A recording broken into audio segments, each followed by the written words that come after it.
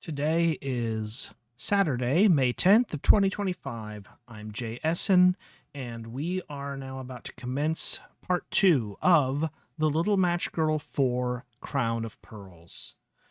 When last we played the first half of this game, and we had been making good progress. Let us confirm that everything looks good. I've got audio, I've got video. Okay. Okay, yep, everything looks good. So let's go ahead and restore. Here is our saved game, McKeever. Because we had just... okay, we've got to calibrate saved game. Press any key until save calibration reaches 0. Save game calibrated. So we had just examined the leather journal in its entirety. We are still at it. In the hill to the west is the entrance to a mine. In the ground, you can see the suggestion of a track or path exiting the mine, turning north and continuing some distance across the landscape. Based on the information from the journal, we don't need to go into the mine, but I'm going to go ahead and try going west anyway, to the mine shaft. The tunnel only goes on horizontally for about 20 feet. Then it goes straight down into a deep pit of blackness. The sunlight from the east doesn't carry very far, but you can see where you're going thanks to a tin lantern overhead. We try examining the lantern. Sure enough, the light is faint, but the fire is ready. It knows where you need to go, and it takes you away. To Penzance, 1876. To the Windy Passage. I don't believe this is one of the areas we had visited before. This cavern is not entirely natural. Parts of it were cut out of the rock. A current of air rushes down the passage to the south and through the tunnel to the west. The lantern hanging from the ceiling sways in the wind. The cave seems to continue to the east, but a massive wooden barricade blocks the way. Well, before we continue, let's go ahead and examine the lantern here to go right back. The lantern is very high up and it's difficult to get a glimpse of the flame, but a glimpse is all you need. Now we're back in Pilcrow, because I want to go ahead and continue exploring this area before we commit to our next destination. So let's go back east to add it, and at this point, I think we have to go north to continue back to where we were before, to the assay office. Railroad tracks run east and west past the dusty skeleton of a low brick building. A faint path leads south through the scrubland, where we just went to find the camp. Let's go... Okay, looks like we may have actually come to the end of our journey here. So, let's go back to the south, back to the west, and examine Lantern again. So now we're back at Penzance. Let's examine this barricade. Numerous planks are nailed into the rock and into each other, preventing any passage to the east. The construction is cracked and dusty enough to make you think it was built many years ago, but this part of the cave is out of the path of the damp wind, and the wood has remained relatively dry. A message is painted on the planks. We read the message. The script reads, with many curlicues and flourishes, "Turn back, noble pirate, and seek not to unbar this passage, nor delve deeper into the subterrane beyond, for the grotto outwith this threshold bears a hideous curse, with which no self-preserving bandit of the seas ought flirt. Forswear, then, all exploratory impulse, and attend instead to your piratical duties and chores." So, something we should not mess with is usually a big sign that we should probably try and get through here. And now that we have learned how to focus, we should go ahead and do so. You close your eyes, you squeeze your revolver, warmth spreads through your body into the gun, the heat of a blazing furnace, the heat of a wrathful star. You open your eyes. Shoot barricade. You point your revolver and fire a burning bullet into the barricade. The wood catches easily. The painted letters are swallowed by flames, and then the whole construction goes up in a brilliant flash of light. The ashes float toward you, and they then fly past you, caught on the current of the wind. Your gun cools down. Okay, the blockade is gone, and the way to the east is open as well. So, from this point, we have paths from the south and the west, and now to the east. Let's go east into the Cursed Cave. Gold coins, gold bars, rings and bracelets, mirrors and goblets, sparkling gems and gleaming pearls litter the cavern floor, arranged by miserly caprice into piles or stacks or pyramids. A skeleton rests here, limbs splayed as if to embrace the entire hoard. Each bone is swathed in tendrils of purple magic. We try examining the magic. The curse's purple fingers hold the bones tight against the gold-strewn floor. The bones get the same description.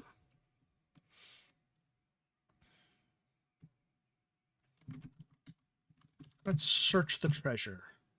It's what you need is here. It's one of those pearls. We examine the treasure. There is too much wealth here to take in. With each glance, you notice something new, something shiny, something precious. We examine the pearls. Any of these pearls could be the one you need, but if that pearl is here, it looks just like all the others. Okay, well, this is something we might need to come back to then.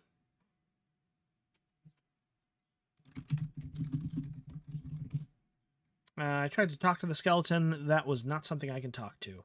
I thought maybe, since we talked to the ghost just fine. But, alas. Let's go back to the west, to the Windy Passage. So we have paths to the west and to the south that we still need to explore. If we go south, that comes to the Overlook. The cave opens on a narrow outcropping, 30 or 50 feet above the sea. The wind is harsh up here, and the rain lashes at your hair. A signal fire is burning in an iron cage fastened to the rock face. If we examine the wind, you don't need to focus on the wind. It makes its presence abundantly clear. The rain? The rain goes on tapping at your shoulder, your head, your face, maddeningly persistent. Ignore it. Let's see where this fire goes. Who is this beacon burning for, though? It's for you, Ebenezabeth. It's been waiting, ready to take you away to HCS Damocles 4044. Observation Lounge. All the furniture in here is oriented to face a massive window. Outside the ship is Kepler 11, a sphere of blazing gold, and another ship. Exits lead port and starboard. We examine the sphere. The star recognizes you immediately. He knows how important your work is. Without another word, he carries you along back to Penzance. Let's come back to this. We weren't done exploring the cave. So we go back north to the Windy Passage. Now we can go west to the Pirate Lair. Bedrolls are laid out across the cave floor. Their occupants are pirates with scarred and bearded faces, but all of their eyes are closed, their expressions peaceful. A maid is tiptoeing from pirate to pirate, making sure each one is tucked in. When she sees you, she stifles a shriek. "What are you doing here?" she hisses. You need a moment to come up with an answer to that. The maid can't wait that long. She grabs you by the shoulders and stuffs you in a shed. Supply shed. Barrels, lockboxes, crates, and chests of drawers are in a state of considerable disarray. The way out is north. "What was that?" asks a gruff, sleepy voice outside. "It was a prospective pirate," the maid explains. "A would-be member of your fearsome band. I guided him to the equipment shed so that he could pick out a uniform." "Why, Ruth, I should think that was a trifle premature of you, but I have never been given cause to doubt your judgment in the past. I will give the applicant some time to make himself presentable, and then I will judge for myself whether he merits a position among the famous pirates of Penzance." All right, well, it sounds like we need to make ourselves presentable. If there's noise in the background today, I have to apologize. It sounds like one of my neighbors upstairs is moving out today, and the cats are restlessly crossing and recrossing my desk. Let's look around this supply shed. We examine the barrels. In the barrels are some carded wool, some raw cotton, and some four-penny nails. Examine the wool. Some fine grayish wool has been stuffed haphazardly into this barrel. Wool doesn't normally come in barrels. Examine the cotton. The cotton in this barrel isn't completely processed. There are little bits of plant matter in the fibers. Let's examine the nails. There must be thousands of nails in this barrel. Well, next let's examine a lockbox. Which do you mean, the rusty lockbox or the heavy lockbox? We'll examine the rusty lockbox. This lockbox has seen some salt water. It is closed. We open it. The rusty lockbox seems to be locked. Okay, well, in that case, let's examine the heavy lockbox. This lockbox is reinforced with an inconvenient number of steel bands. It is closed. We try opening it. The heavy lockbox seems to be locked. Well, let's examine the crates then. Which do you mean, the tall crate or the small crate? We start with the tall crate, a tallish crate. The lid is closed. We open it. You open the tall crate, revealing a leather belt, a puffy shirt, and an eye patch. Let's examine the leather belt. A broad black belt with a shiny buckle. Very piratical. I wear it. You cinch the belt around your waist after taking the leather belt. Let's examine the puffy shirt. The linen shirt has a plunging neckline and a lot of frilly bits. Wear it. You take the puffy shirt. You pull on the breezy shirt, feeling a bit immodest. That might not work. Let's examine the eye patch. A classic pirate eye patch. Wear it. You take the eye patch. You put on the eye patch. The advantage this grants is difficult to see. As it turns out, I believe one of the main reasons why, well, I don't know that this is necessarily true. It might be a bit of disputed rumor, but one of the stories people use to explain the presence of eye patches among pirates is the idea that by keeping one eye covered, that eye would not adjust to the brightness of being above decks. So when they have to go below decks, where there is not usually going to be much in the way of illumination, they can take that eye patch off and one eye is already adjusted to the darkness. I have no idea if that's actually true, but it's an interesting concept at least. But at least it makes us look the part. This was the tall crate. Let's examine the small crate now. A smaller crate than most. The lid is closed. And let's open it. You open the small crate, revealing a sun hat, a top hat, a floppy hat, and a bonnet. Examine the sun hat, a broad straw hat. Examine the top hat, a tall black hat. We examine the floppy hat, a shapeless felt cap. And we examine the bonnet, a frilly bonnet. So we've got our choices of hats here. I do feel like if we are attempting to be a new enrollee among the pirates, the floppy hat feels like the most appropriate, so let's wear the floppy hat. You take the floppy hat. You stuff your hair into the floppy hat. It gives you a very tomboyish look. Okay. Let me consider next.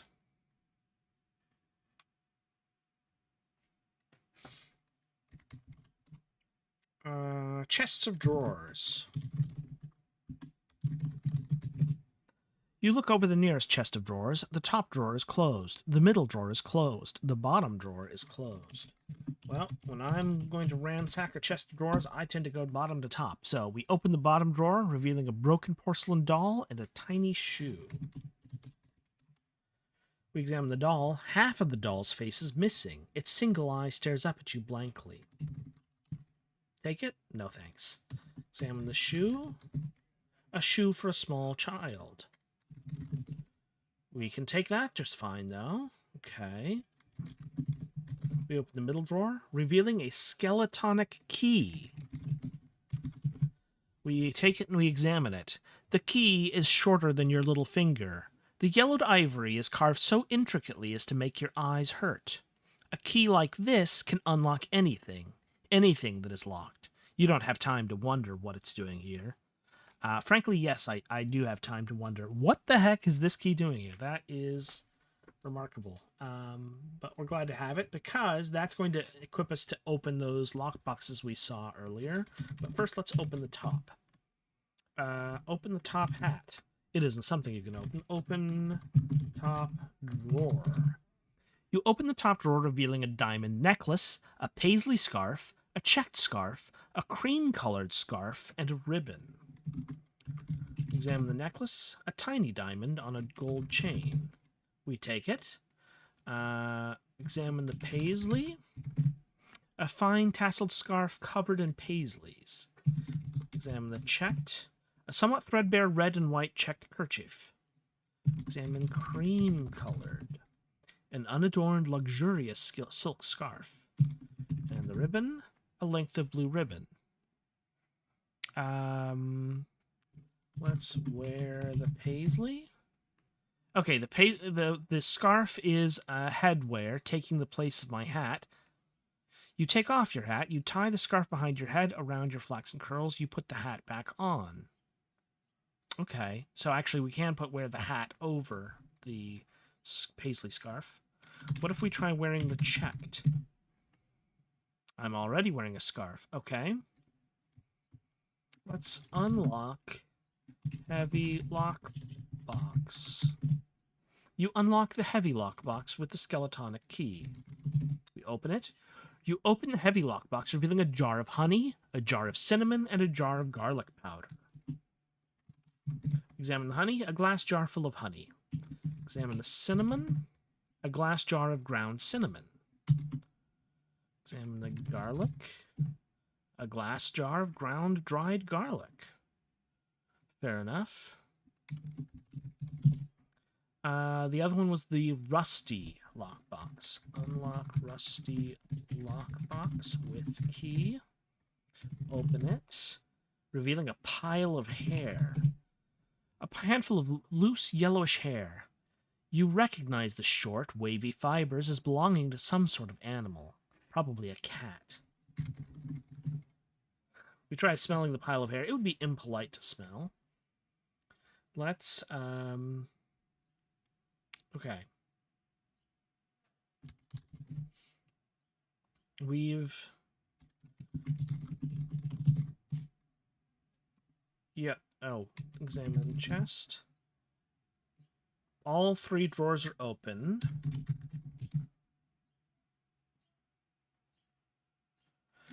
Trying to think of what more our costume needs. Examining myself, you carry a revolver. You are wearing an eye patch, a puffy shirt, a leather belt, and a silver ring. Your flaxen curls are hidden in a large floppy hat. Your name is Ebenezer Scrooge. Okay. We're going to take the honey and we're going to put some of that on our face. You apply some honey to your chin, cheeks, and upper lip. You are very sticky and uncomfortable, but you smell heavenly. We take the hair. The pile of hair on yourself. First taking the pile of hair. You take the pile of hair. You spread the hairs across your honey-covered face. It forms a passable beard, but it feels incredibly gross. Okay, so now we carry a revolver, wearing an eye patch, a puffy shirt, a leather belt, and a silver ring. Flaxen curls are hidden in a large floppy hat. On your face is a disgusting yellowish beard. Your name is Ebenezer Scrooge. Let's try going out. You try the door. It won't open. Someone is leaning against it. You knock quietly. Ruth, the maid, opens the door a crack. She looks you over. Her eyes immediately fall on your low-cut, puffy shirt. Apparently you look as indecent as you feel. She bites her lip and slams the door on you. "Is he ready?" asks the gruff voice.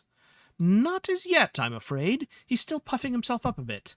The lad is intent on making a strong first impression," Ruth explains. "That is wise." Okay, well, let's remove the shirt then. And put back on your regular outfit, which is a little ambiguous, but Okay.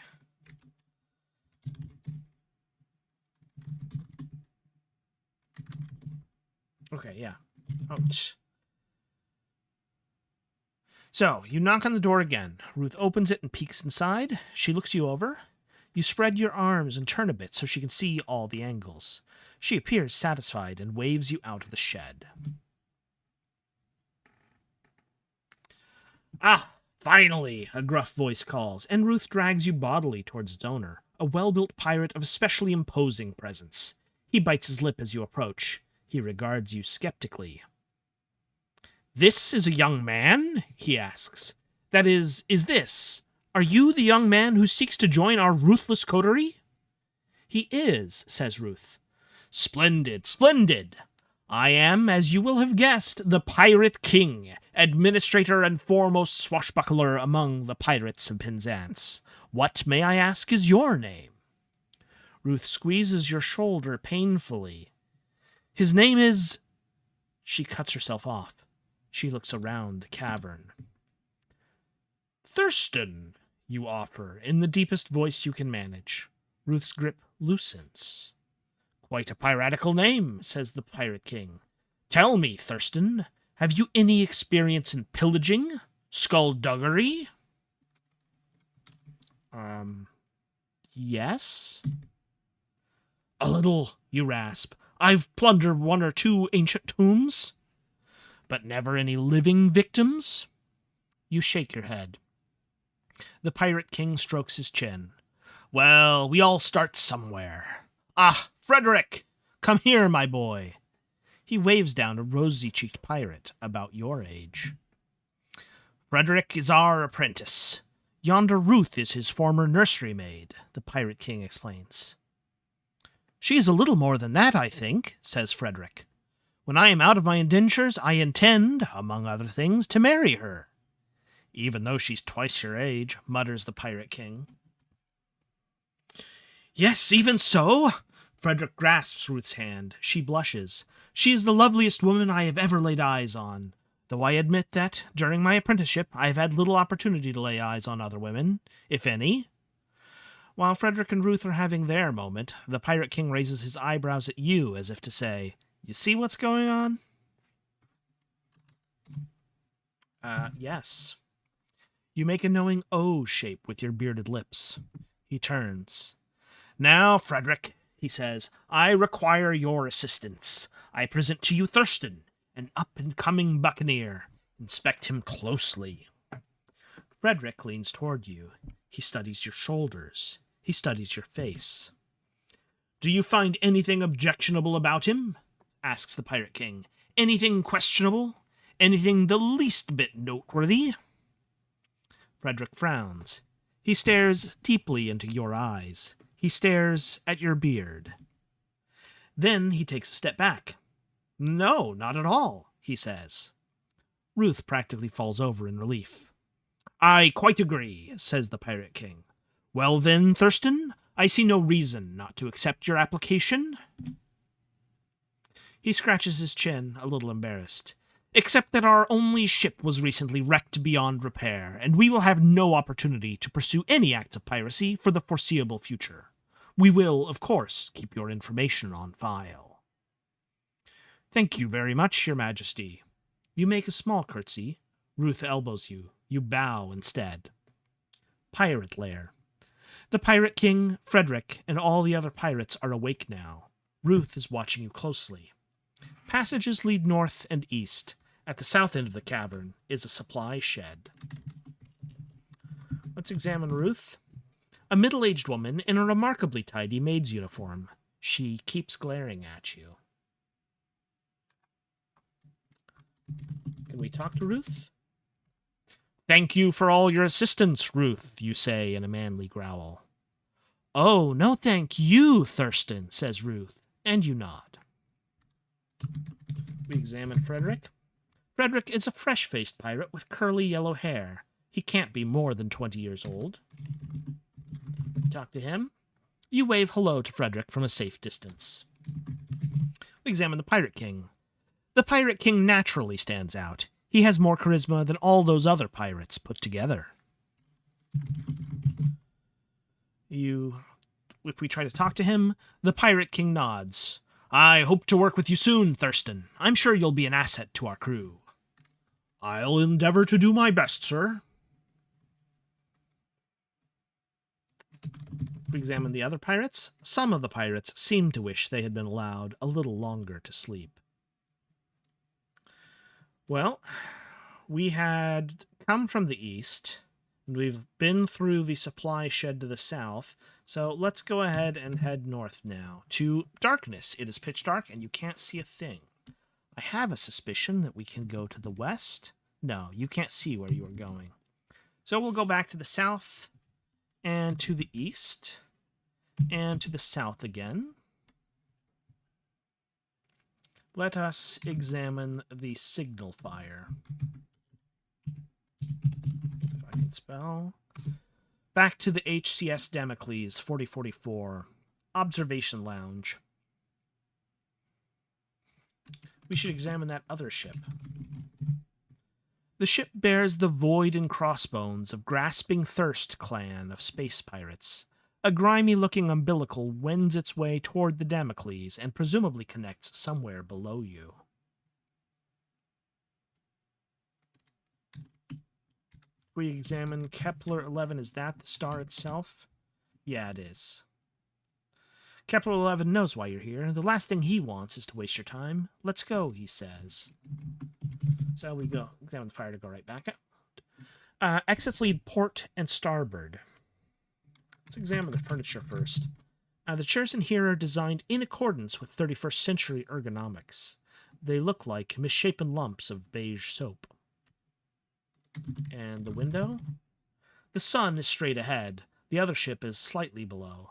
Kepler 11 is bright enough that you can't see anything else. Well, given our options, let's go starboard first. To the bridge, apparently. A hologram of the Kepler 11 system hovers over a rat's nest of instruments, control panels, navigation displays, status readouts. The ship's dedication plaque hangs in an out-of-the-way corner. Exits lead fore and port. A space pirate is lounging in the captain's chair, watching the hologram slowly spin around.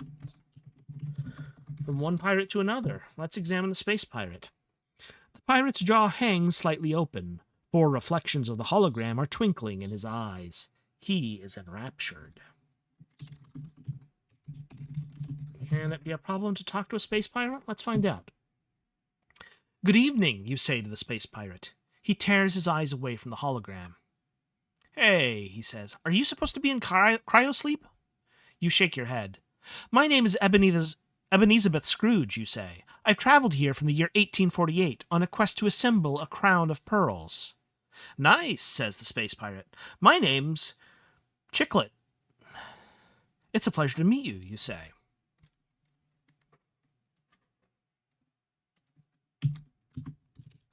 Okay, well, let's examine the instruments.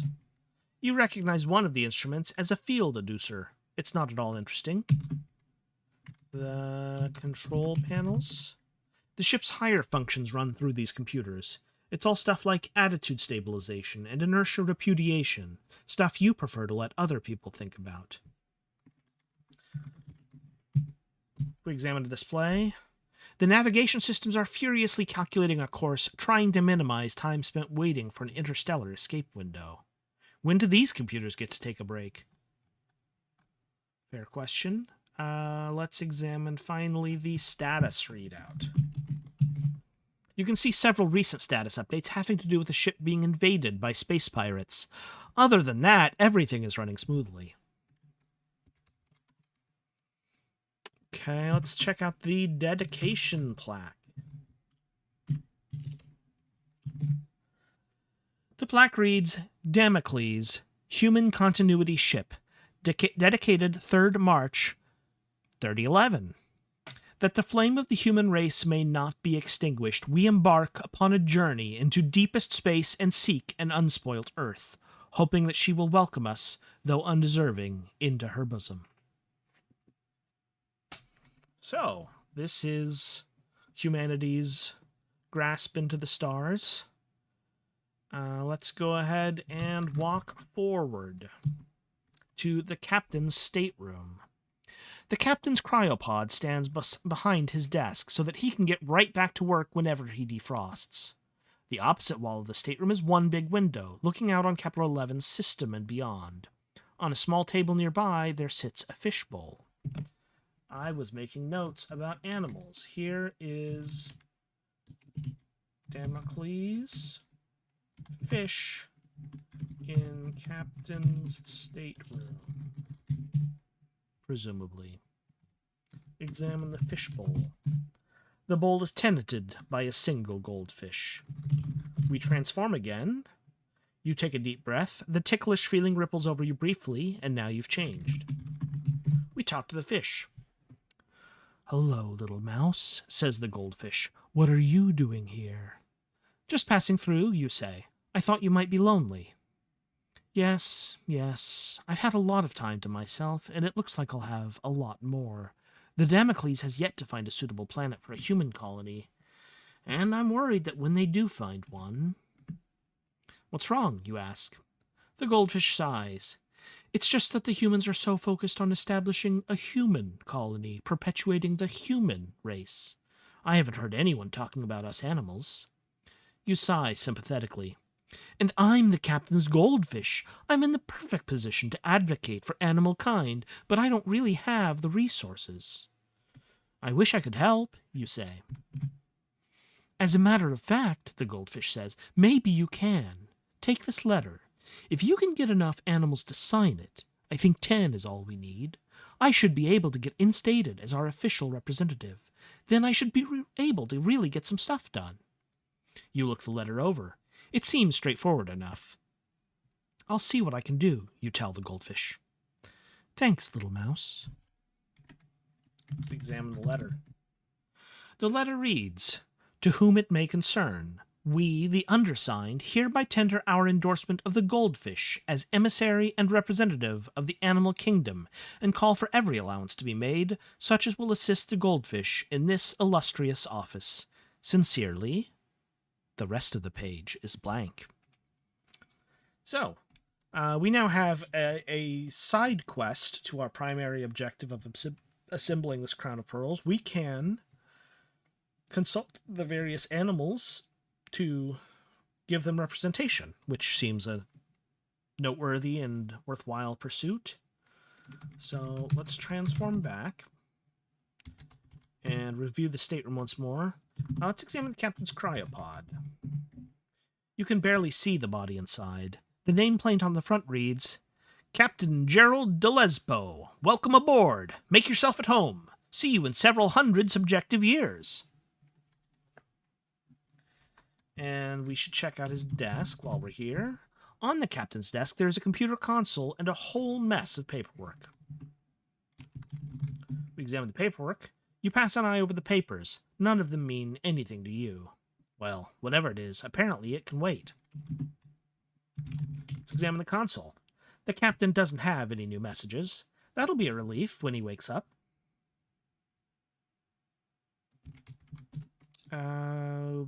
What else? We've got the window. Let's check that window out. One of Kepler 11's planets is very close. We examine the planet. Kepler 11c is a gaseous planet with a vivid green rings. It's not what the Damocles was looking for at all. Yeah, it'll be hard to settle on that. I guess we're just going to go back aft. And now we should go ahead and go to port, back to the observation lounge. It feels like you've been on your feet for a while. Oh, sit on furniture. You take a seat. A mouse. Are you really a mouse deep down? What does that mean? You're not weak. You're not cowardly. Are you cute? You've always been on the small side. Maybe that's it. Well, Cavalli Paco was right after all. You poked the hornet's nest one too many times, and now every vampire you haven't killed yet is out to get you. No, they've got you already, apparently. How did Ate get her hands on you? How did you slip up? There's no point trying to outwit Ate, though. No point trying to rescue your future self. Not right this minute, anyway. So it turns out shooting fire bullets is painless. You just have to clear your mind first. How did you not figure that out earlier? Because you never let yourself relax. But you can't relax. People are depending on you. You can't afford to let your guard down. But you're relaxing right now, aren't you? Trying to. Who is this Michael McKeever guy? How have you not heard of him before? If he has any useful information about the Zeus Maleficus, you should track him down. Not right now, though. Later. There's something else you have to take care of first. Always something else. That Frederick was kind of cute, but he's going to marry Ruth. His nursery maid. So weird. Don't be judgmental, Ebenezabeth. Find something else to think about. Space pirates again. Why can't they all be like Shmi? Well, if every space pirate was a theoretical cosmologist, that would be pretty boring. But these guys could stand to be a little more like Shni, and she could stand to be a little bit more of a risk-taker. And if everybody were a little bit more like everybody else, well, that might be boring too. Okay, that's enough quiet reflection. You'd better get to work on rounding up those pearls. They've got to be around here somewhere. Yeah, back to work. So,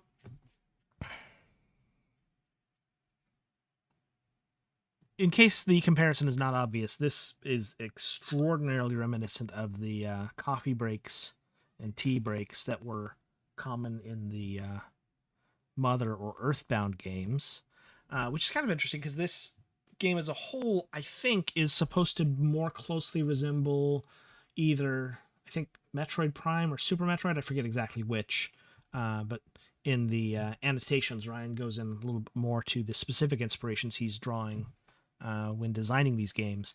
I definitely want to remind you to check out his Patreon page and consider joining, because those annotated source codes that we get every month are exceptionally worth the investment. I really enjoy them. I heavily recommend subscribing to his Patreon. Just go to his website, rcveeder.net, and you can click on this link right here to go join. Definitely recommended. Do this. Don't mind that. We'll get back to that. Okay, back to work. Let's look. We were in the observation lounge. Let's go west from here, which west is not a direction. Let's go port from here to cryonic access. At the port end of the hallway is the cryonic access gate, currently closed. The other end of the hallway is starboard. A framed artwork hangs on the wall. We examine the artwork. A print of The Great Pyramids by Roy Lichtenstein. Fields of white and yellow, a bunch of dots. Very calming. The whirring of servos carries from the other side of the gate. Let's examine that gate. The gate takes up most of the wall. The words, "To Cryonic Deck," are printed across it in broad, authoritative letters. It looks very sturdy. Something on the other side of the gate is beeping fretfully. We listen. Some sort of heavy machinery is churning nearby. The grinding sounds on the other side of the gate fade away. Can we open the gate? The cryonic access gate seems to be locked. Well, fortunately, we can unlock the gate with skeletonic key. You unlock the cryonic access gate. Open it. When you approach, the gate recedes into the ceiling. We continue back to the port. Corridor Alpha. The hallways to fore and port are lined with cryopods. To starboard is the cryonic access gate, currently open. We try examining one of the cryopods. You check out a nearby pod. The body inside is hard to see clearly, but there's a nameplate attached to the outside. Swetch Selver, it says. Favorite food? Llama burgers. We'll go ahead and do one more. Another pod with another nameplate. B. Trickle. If it ain't fixed, broke it. The sounds of some heavy piece of machinery come from down the port corridor. Let's do one more. In Sillwalker, obsessed over organizing. The whirring of servos carries from port. That's a little troubling. Let's consider going forward to Corridor Beta. From this bend in the corridor, the rows of cryopods lead aft in port. The lights are flickering. We cannot examine the lights. They are either invisible or not implemented. In that case, let's go port from here. Corridor Gamma. Cryopods line the walls. Vapor hisses out of vents on all sides, and your breath hangs in front of your face. Passages lead starboard, aft, and port. The grinding sounds down the aft corridor fade away. Let's examine the vents. The air blowing through the vents is uncomfortably cold, but you're the only one who minds. Well, we just came from starboard, and there were sounds coming from aft, so let's go port once more. To the galley. The kitchen looks like it was built to feed an army. There must be a dozen sinks, a dozen countertops, a dozen ovens, and a dozen stoves. Everything is spotless. Passages lead forward and starboard. If we examine the sinks, the cold metal gleams in the darkness. Countertops. A dozen identical workspaces. It's fun to imagine a dozen identical chefs identically preparing a dozen identical meals. Examine the countertops. Yeah, okay, same. I just examined the same exact item for some reason. Ovens. On top of each oven is a stove. In each stove, there burns a tiny pilot light. Pilot light? You look down the row of pilot lights. They've been waiting a long time for this, and now, all together, they carry you to the appointed place. Montana, 67 million BC, at the construction site. This is someplace we had visited last week. Yes? No? I can't tell that it is, actually. Let's look around, since this is an area we thought we had explored. A broad square pit has been dug into the rock here. The billboard nearby explains what's going to be built. But construction has been suspended for the moment, as one Repton kneels in the dirt examining something while another holds a torch. Outside the pit, a harnessed Triceratops waits to be assigned a task. The road goes north and southwest from here. Let's examine that billboard. Here's an artist's rendering of the completed shopping center. There are outdoor bistros at each end. We examine the pit itself. There's basically nothing to look at. They're still in the process of laying the foundations. We examine the Triceratops. It is a huge animal, and with its harness, it can pull all sorts of things, mostly wagons full of rocks. Yeah, I did not have this animal on my list. So, Triceratops at construction site. Let us transform. You take a deep breath. The ticklish feeling ripples over you briefly, and now you've changed. The Reptons are too busy to notice. We talk to the Triceratops. Howdy, says the Triceratops. Hello, could I ask for a moment of your time? The Triceratops shrugs. I have this petition from a goldfish who'd like to represent you. I mean, the whole animal kingdom, in the galactic arena. Sounds good to me, says the Triceratops. Where do I sign? You indicate the spot, and the Triceratops adds his signature. So, Triceratops, check.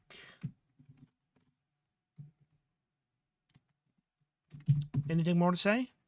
Good afternoon, Triceratops. Good afternoon, little furry thing. Are you well? I am, you say. Wonderful. So am I, says the Triceratops. Good to hear he's not feeling overworked. We transform back.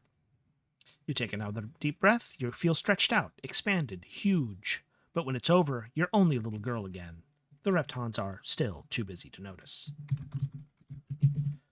If we try to examine the reptons, they're muttering to each other. The one kneeling is very intent on whatever he's studying. The one holding the torch is losing his patience. If we try talking to them, "Hello, gentlemen," you say. The kneeling repton waves you over. "Hey, little pink girl, take a look at this. We found a fossil." He shows you the rock. "Some kind of bug or something." "Nothing worth stopping construction over," says his partner, "especially when we're already behind schedule. This could be important. There might be even more down here. We're not getting paid to be archaeologists, Teague." You back away from the conversation. They don't notice.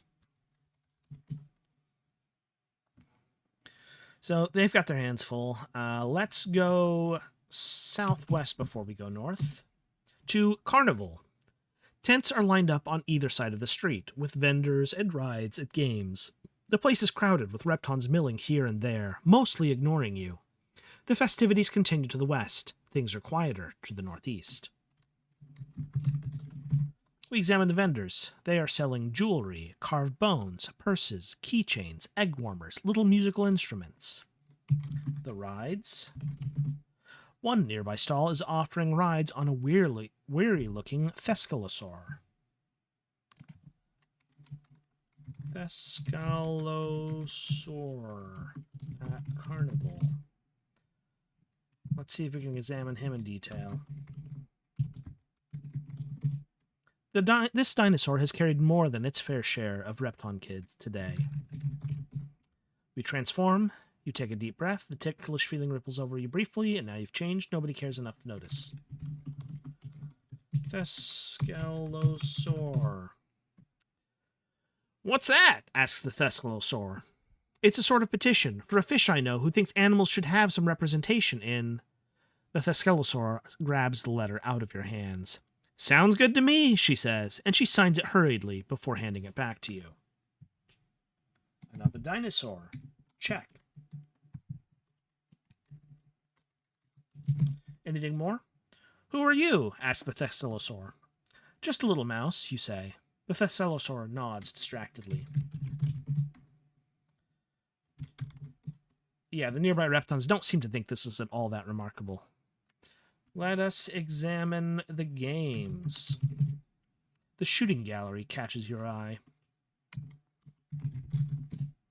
The shooting gallery booth is manned by a scruffy young repton who's eyeing the gun at your hip.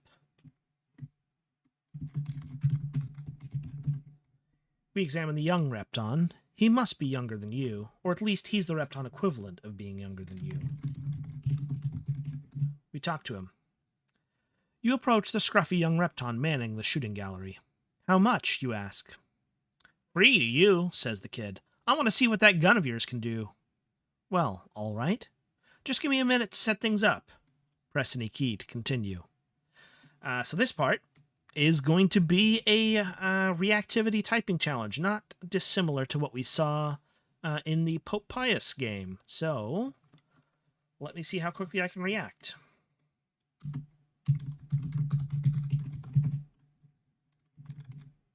Okay, so what happened right there? We pressed any key. The kid pulls a lever, and a Triceratops target, a Pteranodon target, and a Tyrannosaurus target fly up into the air. I typed shoot Triceratops. You hit the Triceratops target easily. The targets fall to the ground. Wow, that's 11 points. The kid takes a second to clean everything up. Do you want to go again? Okay, press any key when you're ready.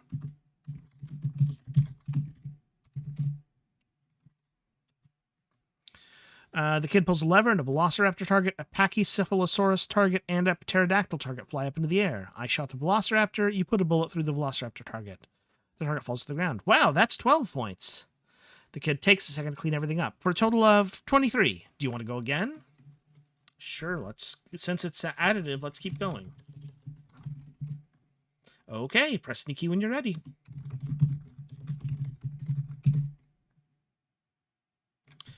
Okay, this time the kid pulls a lever, and a Brontosaurus target, a Stegosaurus target, and a Triceratops target fly up into the air. I shot the Brontosaurus target, no problem.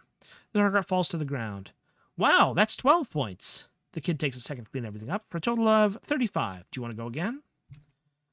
Sure, let's do one more.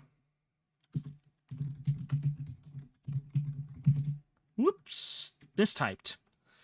I tried to shoot the Ankylosaurus, and I reversed some letters, so bad luck. I'm going to try and hit the longest named target this time. No, I am not. I'm shooting the pterodactyl. Let's do one more. Yes.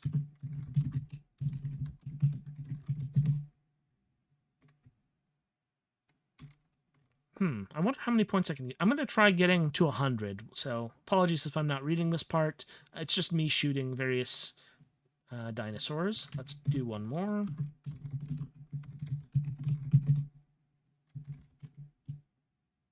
Oh, here we go. This time I shot the Stegosaurus. You hit the Stegosaurus target easily. The targets fall to the ground. Wow, that's 11 points. The kid takes a second to clean everything up. For a total of 69. Here, have a prize. He tosses you a stuffed toy. Examine the stuffed toy.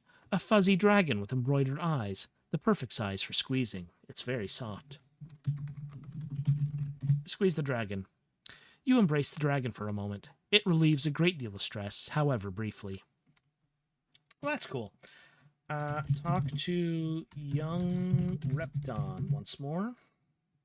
Oh, apparently we are continuing. One more time. Okay.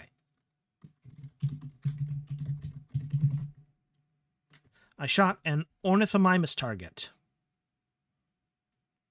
Wow, that's 12 points. The kid takes a second to clean everything up for a total of 81. I can't give you any more prizes, but you're welcome to play for as long as you like. Do you want to go again? No, thank you. He shrugs. Well, come back anytime. Okay, so we've cleaned out the shooting gallery. Let's go to the west now to see what else is here. To the town square. The festival is in full swing, and Reptons are carousing, dancing, whooping, and breaking into occasional fistfights throughout the square. The centerpiece of the festivities is the huge bonfire, and the Edmontosaurus being roasted on a giant spit above it. Paths away from the chaos lead north and east. Examine the Edmontosaurus. The animal is the size of a small house. Its skin is getting pretty crispy, but apparently it's not finished yet. The torque on that roasting spit must be prodigious. Examine the Reptons. There's no indication of what they're here to celebrate. There's no indication that they'll calm down anytime soon, either. Let's see where this fire takes us. Examine the bonfire. It's tough to get a good look at the bonfire through the crowd of rowdy Reptons, but you can see it. It can see you. And it takes us back to the Austrian Alps in 1999, to the chapel. Moonlight glows blue in the stained glass window, and a chilly breeze steals through the door to the north. The church is empty, except for one little girl. A single votive candle burns softly in the darkness. We definitely need to explore Austria more, but first let's go back to the Montana and finish our exploration there, now that we've gotten to the Repton area. Someone lit this candle to say a prayer. What did they pray for? Where are they now? The fire doesn't say. It has more important things to do right now. It's ready to take you away. To Montana. Back to the town square. Let's go this time to the north. To the Temple of Wellness. Toppled marble statues surround the empty plaza. The temple stands at the east end, its walls carved with intricate bas-reliefs. The door to the temple is closed, and a notice stands just outside. The road past the plaza goes northeast and south. Examine the temple. Fluted columns form the portico of the temple, surrounding brilliantly carved and painted friezes. More carvings cover the walls. The great stone doors are closed. We try examining the carvings. The painted carvings depict Reptons running, wrestling, swimming, leaping, meditating, washing their hands, feasting on fruits and vegetables. Between the figures are genetic prayers too convoluted for you to translate. The friezes overhead are in perfect condition, but the carvings closer to eye level have been scrubbed and hacked away. Let's examine that notice. The Reptonic letters read, Condemned.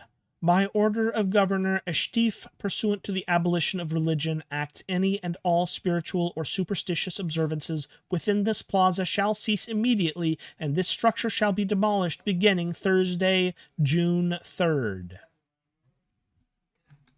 So, fair enough. We examine those doors. The gate to the temple is 2 tall stone doors carved with larger-than-life images of reptons. The figures appear to be locked in combat, but if the doors were open, their arms would seem to be gesturing for you to come in.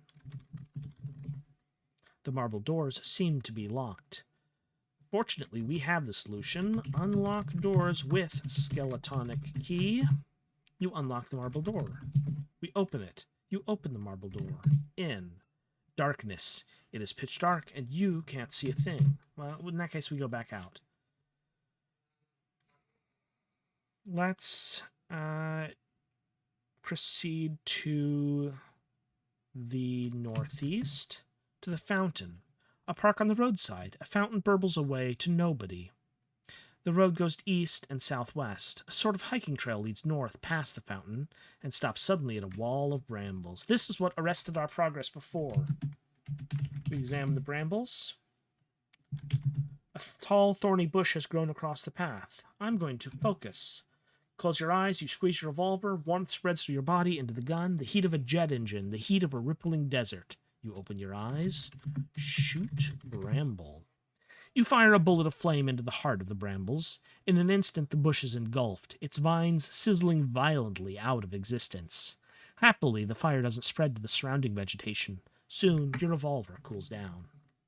So now we have connected the area we couldn't get to before. So here is the ankylosaur. He's eyeing us suspiciously. Let's transform and talk to the ankylosaur.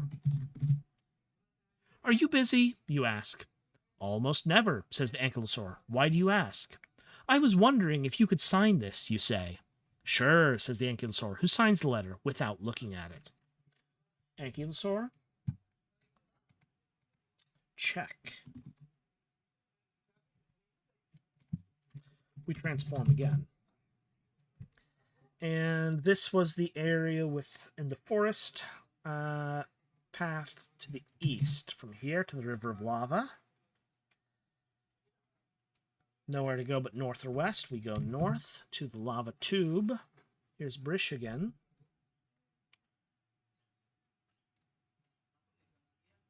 A trail running north to south. We go north to the mountainside. The slope of a volcano rises to the north, and lava oozes over the landscape like an encroaching tide. There's a clear path along one lava flow to the east. We go east here to the pool of lava. This was where we found the reptile.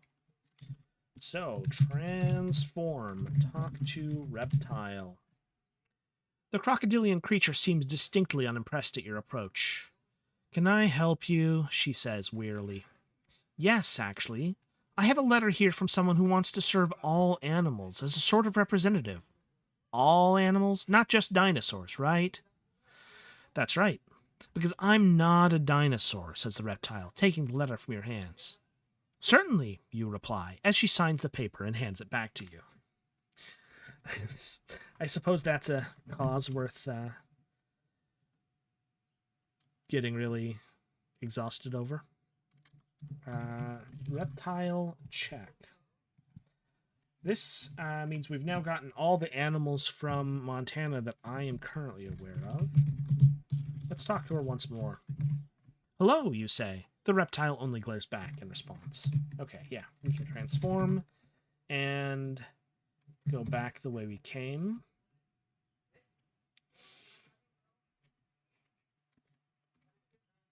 Let's examine the grass here. You graze across the field, following the current of flame out of this time and into back to the Austrian Alps. Because we need to get the beetle under the bed. And the fly. I did not make a note of the fly for some reason.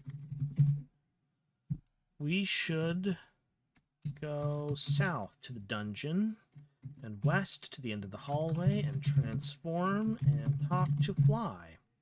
If you're not too busy, you call to the Fly, I wonder if you would mind signing this letter of endorsement. Busy? Nothing of the sort.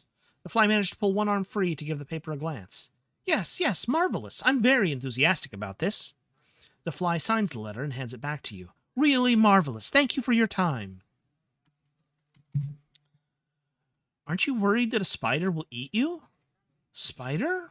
Oh. The Fly considers the idea.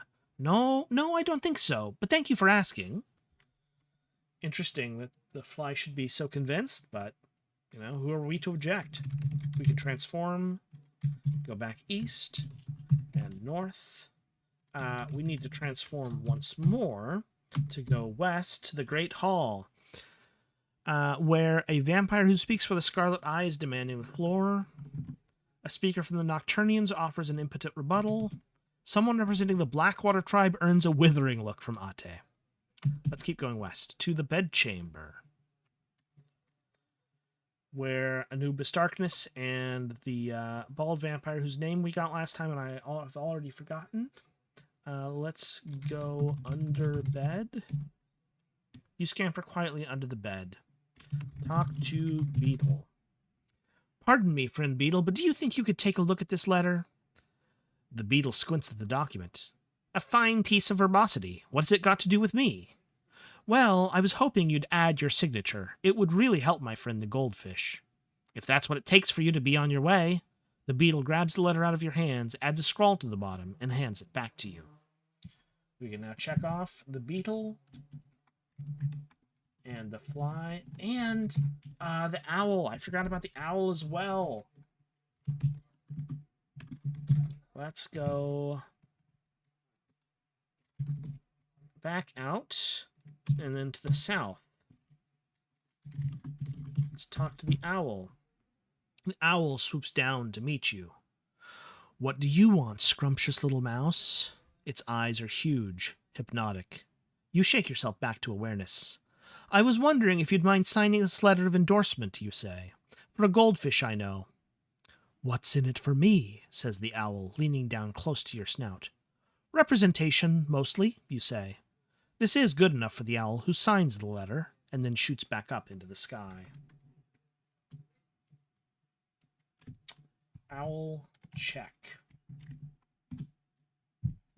So that's all of the animals I know about in Austria, with the exception of any that should be in the area we did not explore after visiting it. Let's go back to the north and to the east and to the east and examine the fire. Back to Montana. Let's transform. Because I just like walking around as Ebenezabeth better than walking around as a mouse. It just seems like, you're getting more per pace at human size than at mouse size. Let's go south to the lava tube and south past Brish to the river of lava. Let's examine that tree, which takes us back to Penzance. Because we have a crab and a snail here.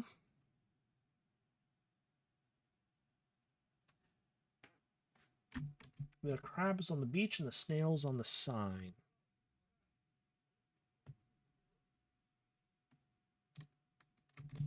We go east of the muddy trail. Here's the stone marker. We talk to the snail. You show the letter to the snail. Would you please consider signing this in support of a goldfish who wants to represent you in the greater universe?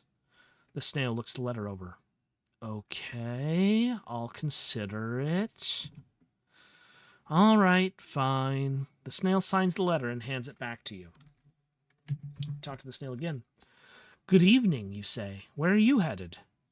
Top of the rock, says the snail. What's at the top of the rock, you ask. I'll find out when I get there, says the snail. Snail, check. Now we need to go to the beach. We go south. This is the shipwreck. Go back to the cave mouth and then south to the beach. Here we go.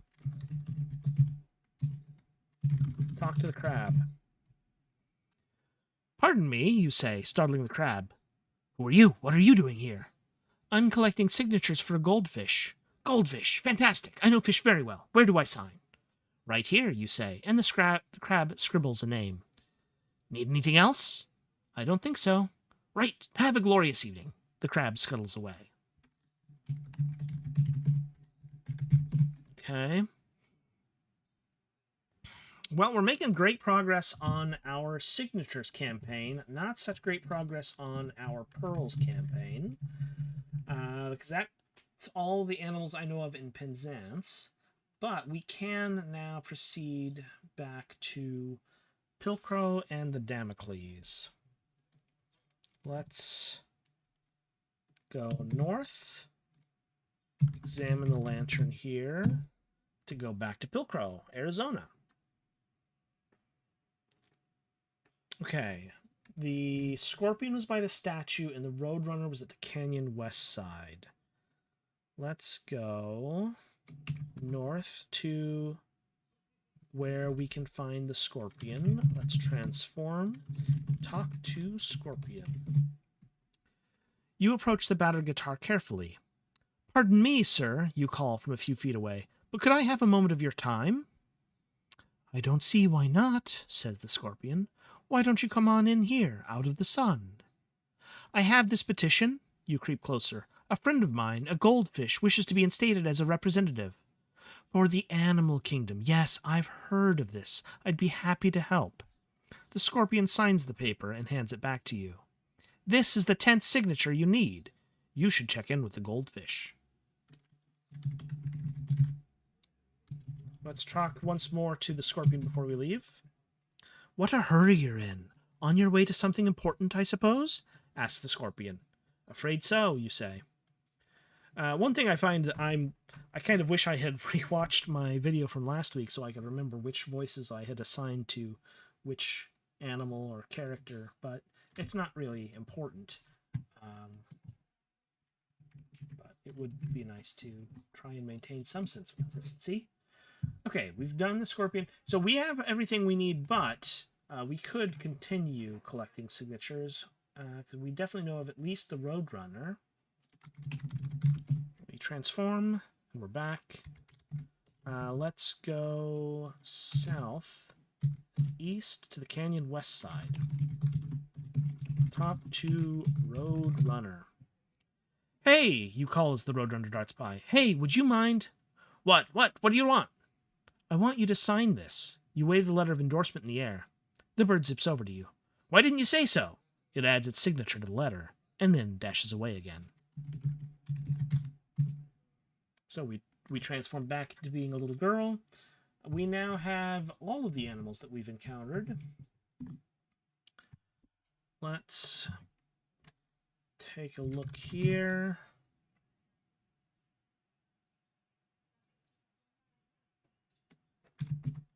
I don't think there was a place to travel from the graveyard. But we can go back to the west to Cotton Street, where the Scorpion had been. Let's go south to the train station, and let's examine the cook fire.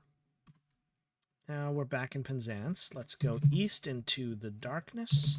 We can't pass through here until we get a light. So we go back west.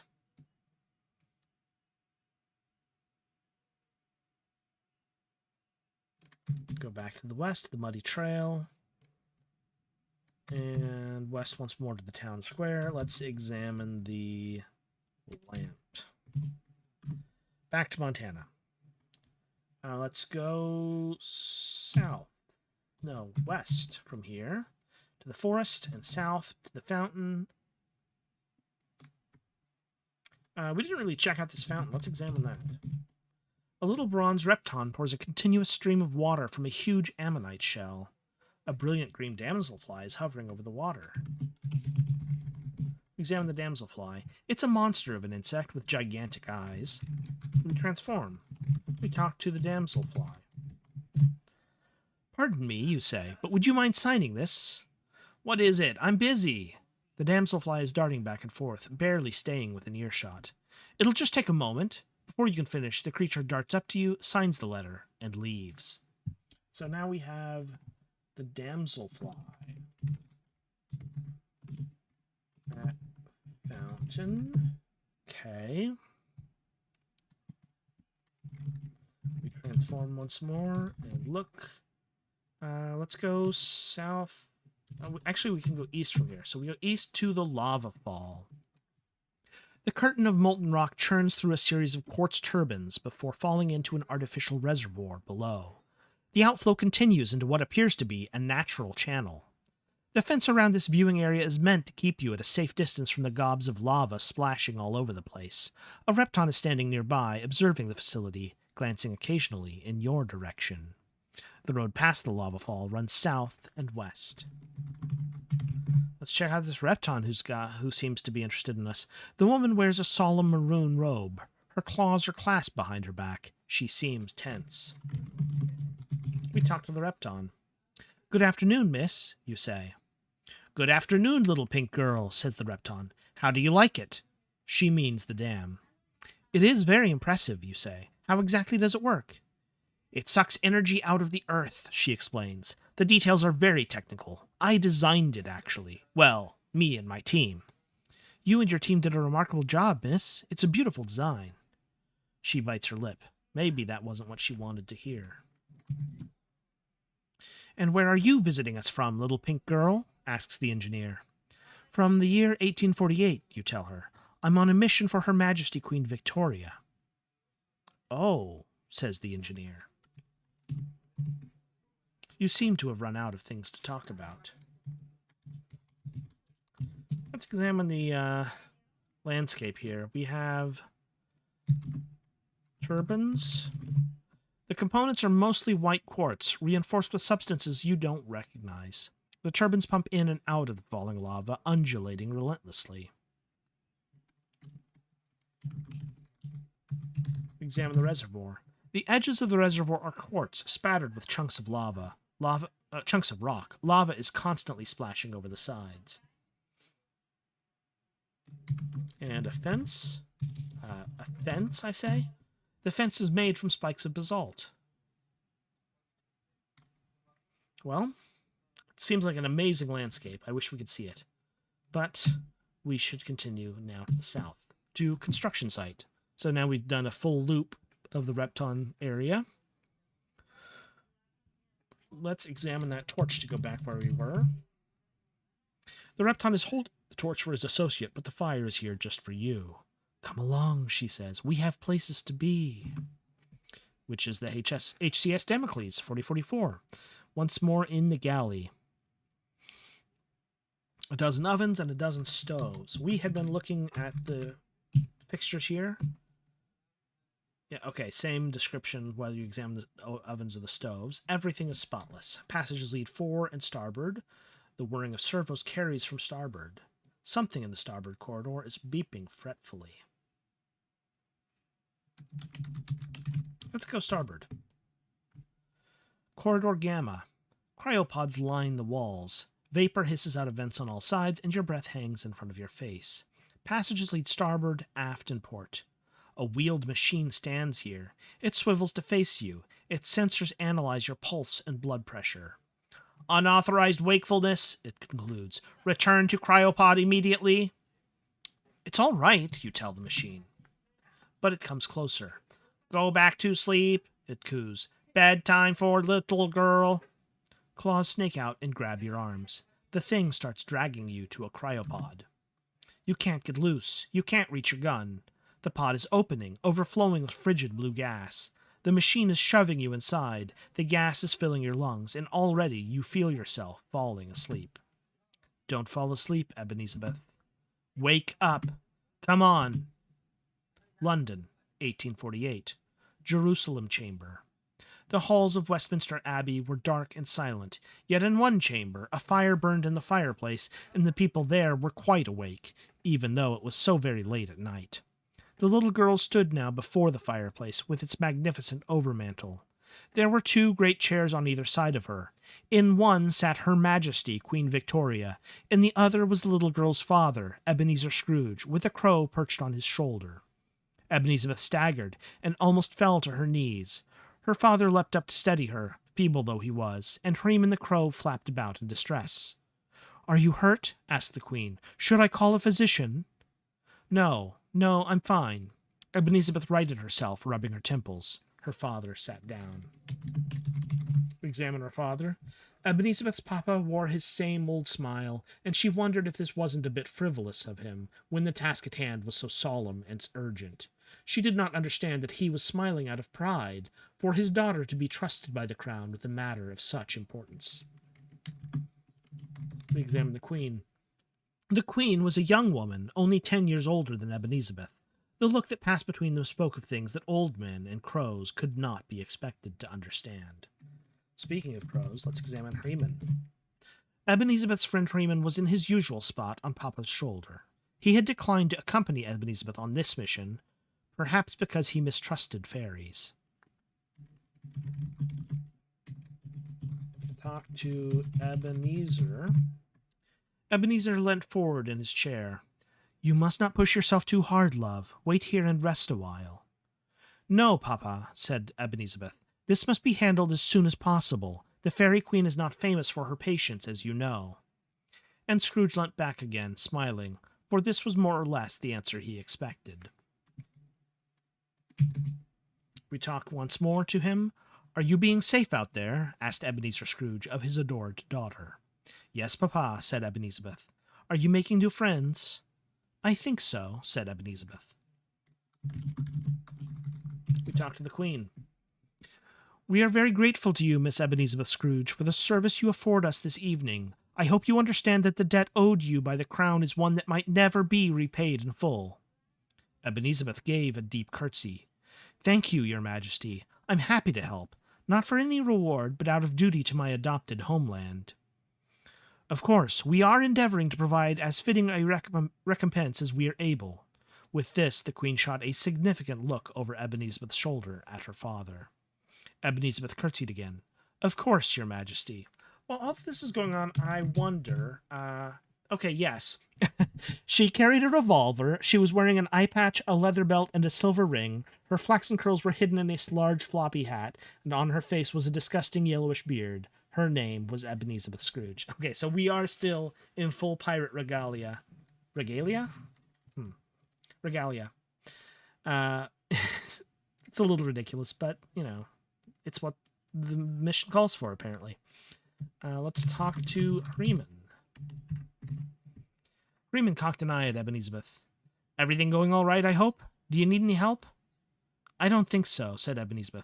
"Phew, just what I wanted to hear."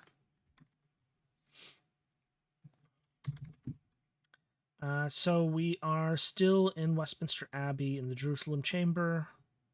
Let's examine the overmantel. The wooden panels of the mantel were carved with columns, arches, and curling flourishes. It was a masterpiece of craftsmanship. Yet it was only one of many within the abbey's walls, like the great tapestries that hung on either side. Which do you mean, the left tapestry or the right tapestry? I'm going to examine the left tapestry first. The tapestry on the left was woven with a scene of Abraham raising his blade over his son Isaac, and of divine hands reaching down to stop him. Ebenezer Scrooge sat beneath the tapestry, the window behind him. Ebenezer Scrooge sat behind the tapestry. The window behind him was dark. Examine the right tapestry. The tapestry on the right showed Abraham looking up to a sky full of stars, and the pointing hand of the Lord commanding him to count them. Beneath the tapestry sat Queen Victoria, who watched Ebenezer with concern. So some nice symbolism there. Let's get back to it, though. We examine the fire. She calmed herself and let the room around her fade into darkness. She was alone in the void, alone with the roaring fire, and the fire wrapped its warm fingers around her, and it carried her away, back to Penzance, in 1876, at the beach. Let us go north and west and examine the lamps. Going back to Montana, we go west and south and southwest. And south to the town square. Let's examine this bonfire. Back to the Australian Alps. The chapel. Moonlight glows blue in the stained glass window, and a chilly breeze steals through the door to the north. The church is empty except for one little girl. Let's examine the window. Over the altar is a tall window depicting the Blessed Mother in flowing blue robes. The moon shining through the window is like a second halo around her calm, tender face. Examine the altar. On the antique altar is a heavy crucifix. Examine the crucifix. The crucifix is bronze or brass and about 2 feet tall. We go out. But you aren't in anything at the moment. Okay, fair enough. We go out to the north, to the valley. To the north is an icy mountain. The castle at its peak stands out bone white in the moonlight. To the south, atop a much shorter ascent, is a tiny chapel. The path in between is barely visible beneath a thin layer of snow. Above are the moon and the stars. We examine the moon. It looks much smaller from way down here. That owl is still there. Examine the stars. It seems like the stars are different wherever you go. Are there any old friends up there? No, not tonight. That owl is still there. Examine the path. A path for a pleasant walk in warmer weather and daylight. Let's examine the castle. There are lights in the castle. Something is going on up there. Yeah, we know firsthand. A conclave of vampires. Let's go north to the mountainside. You are somewhere lower than halfway to the top. You can still see the castle clearly against the night sky. Just north of you, a cave opens in the mountainside. The way further up is east. The valley below the mountains is south. Let's examine the cave. It's dark in there. If we go in, cave. There's nothing here. This is a dead end. In more ways than one, little girl, coos a voice from behind. You turn and face a selfish woman in high-heeled boots. Her gold eyes glitter hungrily. You meet her gaze. Good evening, Lafria. I knew you'd escape, she says, sidling toward you. I knew you'd end up here. I'm cleverer than you are, Ebenezabeth. I've got you cornered, and you don't have your fancy blessed revolver. Oh, really? When it comes to firearms, showing is never as effective as pointing. Fair enough. Is there anything more original to the Ryan Veeder oeuvre than pointing a firearm at someone?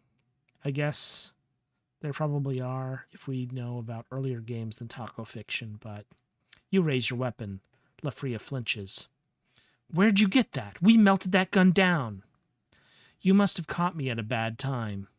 She squints at you. She smiles. I don't believe you. It's a fake. She takes a step forward. You can trick Ate, but you can't trick me. Refocus. You close your eyes. You squeeze your revolver. Warmth spreads through your body, into the gun. The heat of a furious volcano. The heat of a newborn diamond. You open your eyes. Lafria, we've had a long journey together, but it's time to bring it to a close. I'm sorry, you tell her. She licks her lips, daring you. You fire. Flames light up the cavern, billowing around Lafria's body, but the bullet itself still pierces her heart. Holy light fills her from within, and you have to shield your eyes. When you look again, you're alone in the cavern. A tiger's eye pendant lies in a pile of ashes in front of you. We examine the pendant. An orange topaz on a gold chain. Lafria used to squeeze this to help her see in the dark. We take the pendant. We wear it. We squeeze the pendant. Now that you can see clearly, you can confirm there's nothing here. This is a dead end. But not for the people who thought... Oh, I don't know what I'm saying here. I was going to try and, reverse Lafria's comment earlier, but no. Yeah, she's the one who's dead. We're not. So, we can proceed. A sad end for the character we got to inhabit during our journey during the Board of Regents. You go out to the mountainside. The way further up is east to the rocky trail. The path along the mountain slope, such as it is, passes through a group of snow-covered rocks. The way up is further north. The way down is west. Linus is here for some reason. Let's examine Linus. Linus is sitting on one of the taller, more precarious rocks, looking down at you in surprise. A silver ring on his human hand twinkles in the moonlight. Let's talk to Linus. Linus is shocked to see you, or he's trying to look like he is. What are you doing here?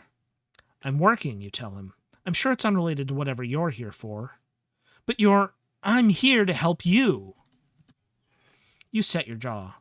I don't need any help, and even if I did, I wouldn't accept any from you. This is because the last time we encountered him during our... let's see, that was... The Little Match Girl and Her Friend the Crow was the game immediately preceding this in which Linus killed the Prepotence. So we're a little mad with him right now. No, not you. Your future self, I guess. She's up there. He lifts his wing at the castle above, then lowers it weakly. I shouldn't say anything, he mutters. What do you know? How did the vampires get me? He shakes his head. I can't, Ebby. The nickname makes your neck twinge. That's not how it works, Linus. Telling me won't change anything. We've gone over this, but what? Just tell me. He sighs uselessly. I can't explain it. You can't tell me what's going on, and you can't tell me why? What kind of stupid game is this? He just looks down at you, his eyes full of pity. There's no use talking to him. Fine, I'll stay out of your way if you stay out of mine. I'm sorry, Ebby. You stop yourself from saying anything else.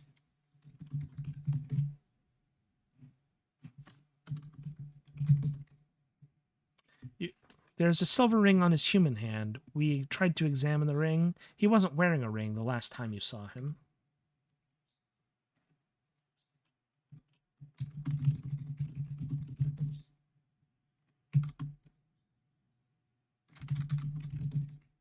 We tried examining the wing. I tried to examine his other hand, which was successfully captured as his wing. Linus's right arm is still a swan's wing. You offered once to help him restore it, but he turned you down. Well, since Linus is not being cooperative and we are too mad at him to continue, let's go further north, I guess. I guess there are the rocks. Let's examine the rocks. The snow on top is pale and soft, but the rocks underneath are still sharp. Yeah, let's go north. Castle Wall. You're near the top of the mountain, where the castle's foundations meet the solid rock, but here, at the top of the trail, there's just a blank wall. The rocks are too high to allow creeping around the castle. The way down the mountain is south.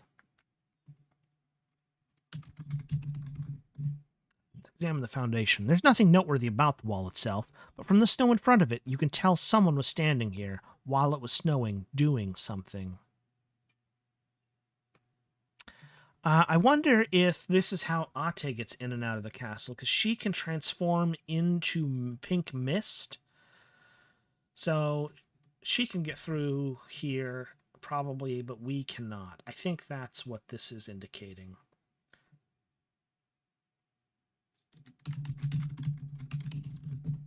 Yeah, we can't search the foundation and find anything, so...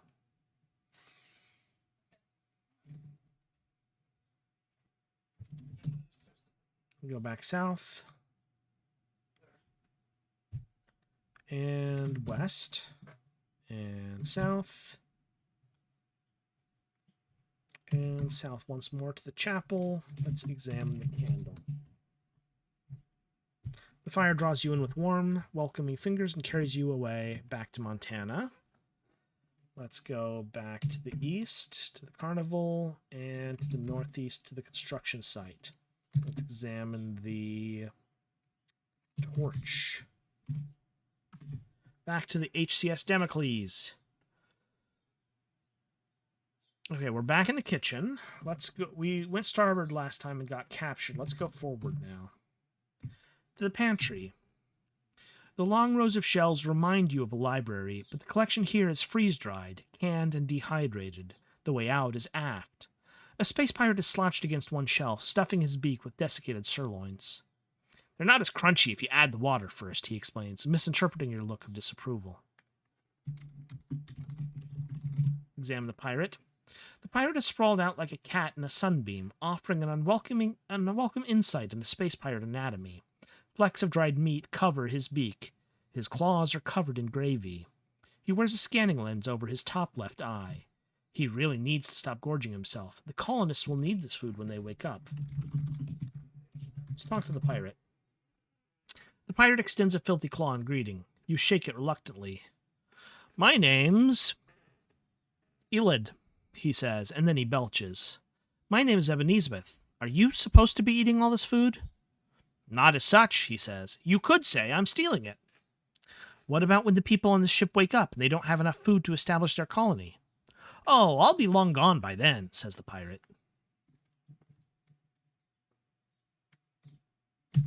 Let's try talking to him more.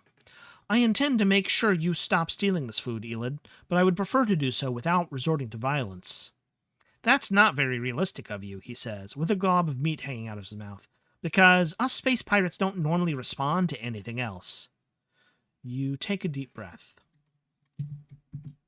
Okay, yep, no other option. So, point revolver at pirate.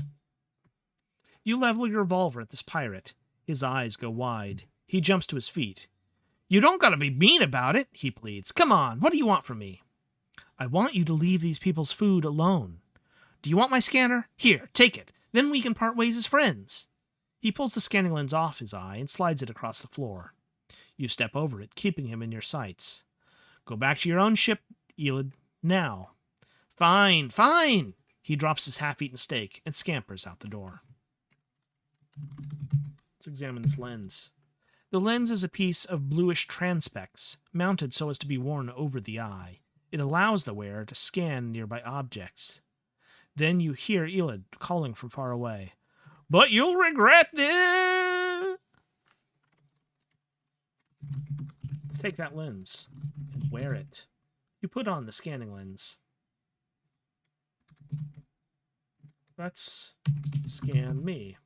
You can't seem to get the scanning lens to recognize yourself. Let's scan the dragon.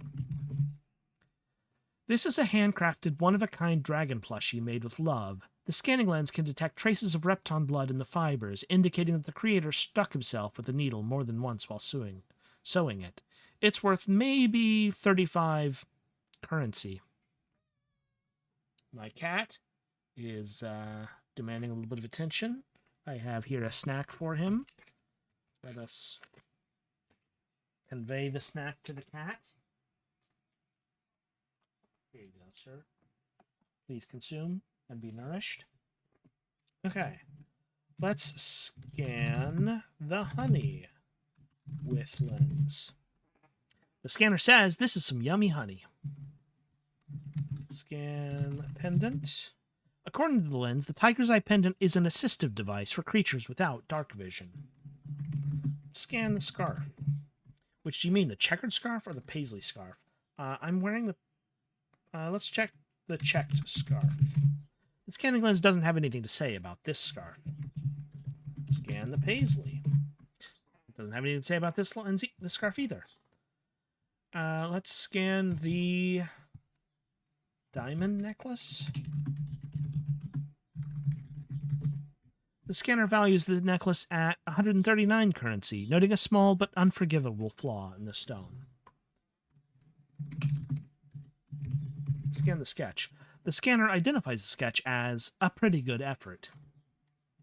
So, yeah, I think I've mentioned before that I really like it when games give you new ways to do common modes of interaction. So, like, having the Cyber Skull a couple of games ago who would comment on the environment where whenever you examine something, he just adds a little bit of additional flavor text. That's especially delightful to me. And here we have a new way to examine things. We can examine them to get the basic description, but we can scan them to get kind of the pirate version of an examining action. So it's something I especially enjoy about this game. What else do we have here to examine? Let's scan our key. The scanning lens can't identify what sort of bone this is carved from, which is worrying. Scan the shoe. The scanning lens says this shoe is in excellent condition, but without the pair, it's worthless. Scan the floppy hat. It says that this hat makes you look ridiculous. Scan the eye patch. The scanning lens considers the eye patch to be mostly unnecessary. Now let's remove the eye patch. You can take off the eye patch and blink a few times. Let's remove the hat, remove the floppy hat, and shake out your hair. Can we remove our beard? You aren't wearing yourself. Can we remove the honey? You aren't wearing the jar of honey. I disagree.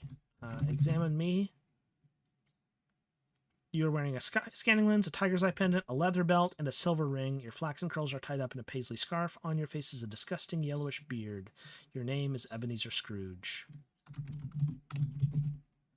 You rub off your beard and the honey underneath as best you can. Okay, cool. We can kind of get rid of it as best we can. Let's examine. Anything else to scan? Scan journal. Whoop. Journal.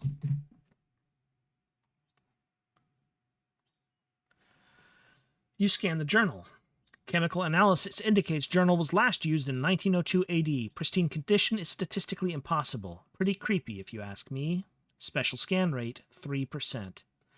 Okay, I wasn't sure if this was... Like, the fact that we were just getting generic descriptions before made me wonder if I was misremembering which game this belonged to. But yes, you do get the special scan text in this game, which is awesome. I love it, because once again, we have effectively a new character in our inventory.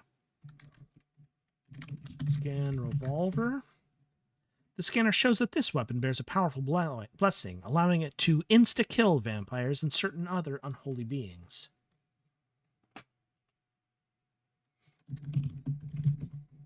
The scanner estimates the value of this ring at 2,100 currency.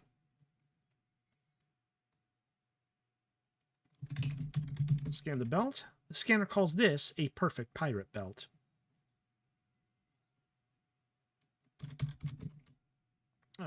There's a half-eaten desiccated steak here. Examine the steak. There are bite marks on the meat and space pirate saliva. We scan the steak. The scanning lens says the steak is still perfectly fine. You gingerly return the steak to its shelf somewhere out of sight. Okay, we're not going to take it with us, apparently. Long row... So we're in the pantry. The long row of shelves remind you of a library, but the collection here is freeze-dried, canned, and dehydrated. The way out is aft. So we're back in the galley. Passages lead fore and starboard. Let's go starboard. Cryopods line the walls. Vapor hisses out of vents on all sides, and your breath hangs in front of your face. Let's go aft. To the rec room. Not much in here besides an air hockey table with a dust cover over it. The raised area of carpeting at the far end would seem to be a stage. There's a console on the wall nearby. We examine the console. The display is crowded with options. One sticks out to you. A button that says, Disable Opera Sleep Encouragement System. I think we want to go and push that button. You press your finger against the button. It goes blank for a second. Then it's replaced with the message, Request submitted.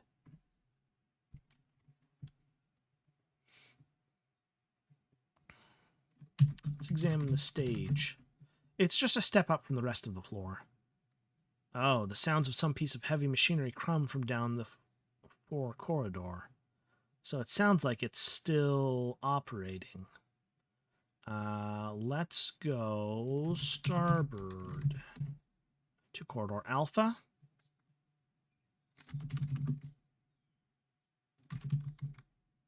Can I touch a cryopod? The cryopods feel normal. Fair enough. Let's go port. No. starboard again. Back to cryonic access. Let's scan artwork.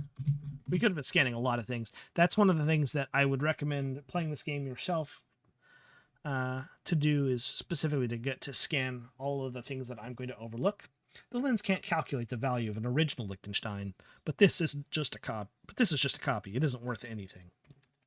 There's a lot of cool stuff to scan. You should scan it.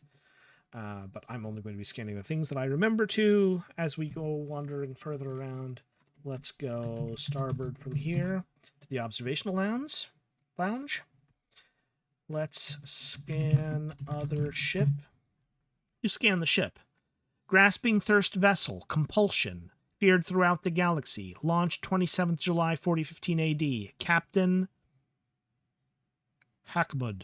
Complement classified. Armament classified. Motto TBD. Threat level don't even think about it. Special scan rate 15%. Yeah, okay, this is definitely inspired by Metroid Prime because we have a scanning lens that gives us additional information about the things that we encounter. Scan Kepler 11. Kepler 11, the scanner says, is no place for humans. It doesn't have any rocky planets or moons, and it's too hot, and there's a quasar nearby, and it's the wrong color. The lens is very insistent. Let's go further starboard. A hologram of the Kepler 11 system hovers over a rat's nest of instruments, control panels, navigation displays, status readouts. The ship's dedication plaque hangs in an out-of-the-way corner. Chicklet is lounging in the captain's chair. Let's scan pirate. This, according to the scanning lens, is a fearsome space pirate warrior. Do not get on his bad side, the scanning lens says. Threat level substantial.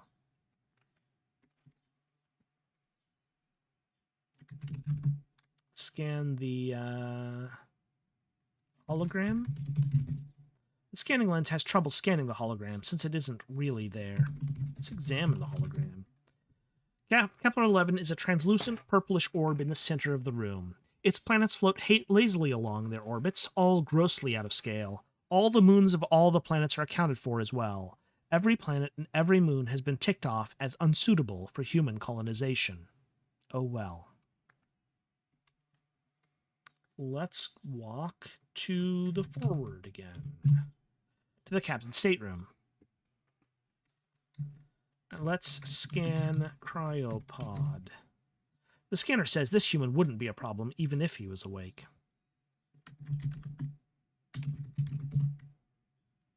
Can I wake the captain? Turn off cryopod? That wouldn't be very nice. Okay, I guess we gotta leave him here. Tall aquarium. All right, the fish. Let's examine the fish. Scan fish. The scanning lens recommends sautéing the goldfish and serving in a white wine sauce. We transform and talk to the fish. The goldfish is ecstatic. Little mouse, we've done it. I'm officially the animal kingdom's representative to the entire universe, and it's all thanks to you. Congratulations, you say. I'm glad I could help. Should I keep collecting signatures? The goldfish shrugs. Couldn't hurt. Okay, well, we continue. Transform. Let us examine system. Let's examine the planet. Scan Kepler 11c. The scanner assures you that Kepler 11c is of no interest to any human. Scan the aquarium. The scanning lens analyzes the situation. First, you have to dump out the fish and all the water. Then you can cart off the aquarium and hawk it. You might want to fry up that fish, too. So yeah, the scanning lens is very fiscally oriented. Let's go back to aft. And let's examine... No, let's scan the plaque. The scanning lens helpfully explains that 3011 means the year, or MMMXI means the year 3011, which means the Damocles took 1033 years to get here. But subjectively, it was much shorter than that because they were flying at some significant fraction of the speed of light. Thanks, scanning lens. Let's go port to the observation lounge, and let's examine Kepler 11 to go back to Penzance. I wonder if it's going to be a problem that we took off our disguise and go east. No, go first north to the Windy Passage, go east into the Cursed Cave, scan pearls. You inspect the pearls through the scanner lens. That one's cursed, that one's cursed, this one's cursed. The pile is all cursed, that one's cursed. There it is. One particular pearl is free from any stain, one that looks just like all the others, the Pearl of Courage. We take the Pearl of Courage. Examine it. A softly lustrous pearl. We scan it. The scanner says this is the Pearl of Courage, but you already knew that. Scan the treasure. The scanner refuses to identify the provenance or value of any of the items. It just keeps telling you how cursed everything is. Okay. Well, let's go back to the Windy Passage.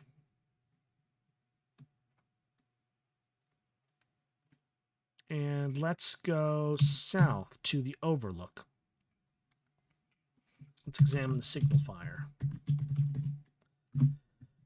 And here we are back on the Damocles. Okay, I forgot that that's where we came in. I thought that was a different spot. Let's examine fire.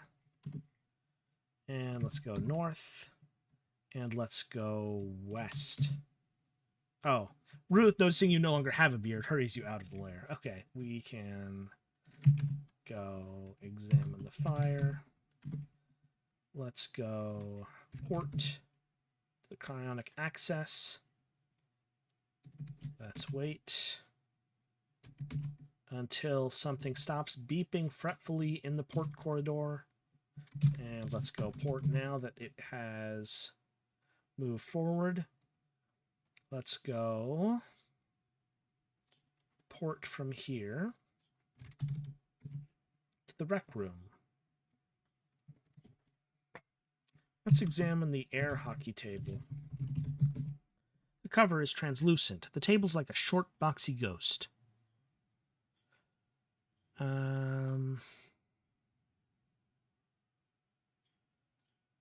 Scan the table.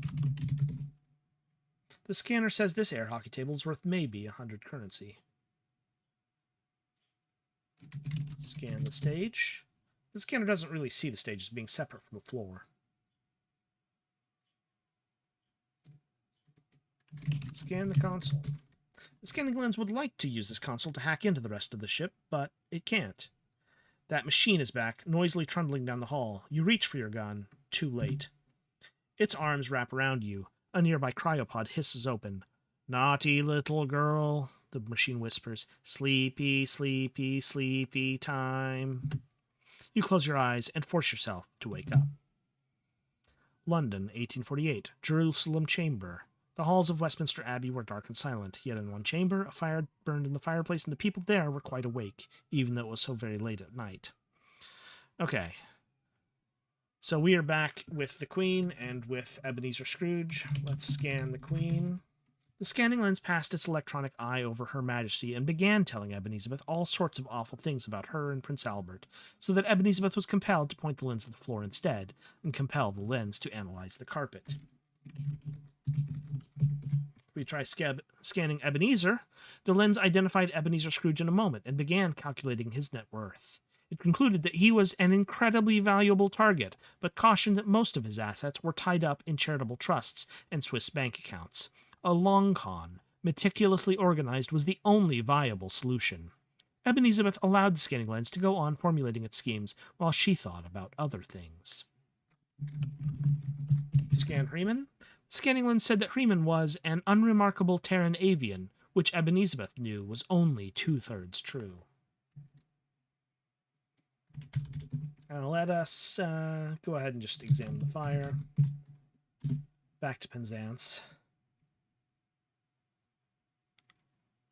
And go I guess since I took off the beard, I'm not going to be in a situation to scan the pirates in Penzance, but that is something that... Well, let's go ahead and just do it. Where honey? Where... we didn't take the necessary supplies to put the clean honey. You try to wipe the honey off of your face to middling success. Yeah, okay. Yeah, we can imagine what might have been, and you can play this for yourself to find out. Let's go to the cave mouth. Let's go east. Let's squeeze pendant. A well-worn path bends west and south through this surprisingly spacious cavern. Propped against a nearby boulder is a wooden plank with a skeleton painted on it. Examine the plank. The life-size skeleton is rendered with considerable skill, if not anatomical expertise. A talk bubble trails from its mouth, filled with a message in cramped but flowery script. Turn back, intruder, and impinge no further on the pirates' band's secluded den, or else your bones may assume my duties in admonishing unwelcome guests to follow your imprudent example. A little spider has spun its web in the space between the painting and the boulder. Examine the spider. It's a tiny spider, which is your favorite kind. We scan the spider. The scanning lens runs some analysis and concludes that this spider needs all the help it can get, so you should leave it alone. We transform, and we talk to the spider. If you don't mind, you say to the spider, I'd like you to take a look at this letter. The spider reads the letter carefully. Are there any other candidates for this position? She asks. Not that I know of, you admit. Then I suppose it's more a question of whether the position should be filled at all. It may only add to bureaucratic waste without accomplishing anything of importance for the animals. You don't know how to respond to that. Well, I'll sign anyway, just to be polite. She adds her signature and hands the letter back to you. Thank you, little spider. We transform again. So we are not going to be able to go south because... Yeah, she pushes us back to the Windy Passage. Let's undo that and go back to the west. And further to the west to the Muddy Trail. And further to the west to the town square. Let's examine the lamps. That takes us back to Montana. Let's go west from here to the forest. Trying to think where there were places we needed to explore. Let's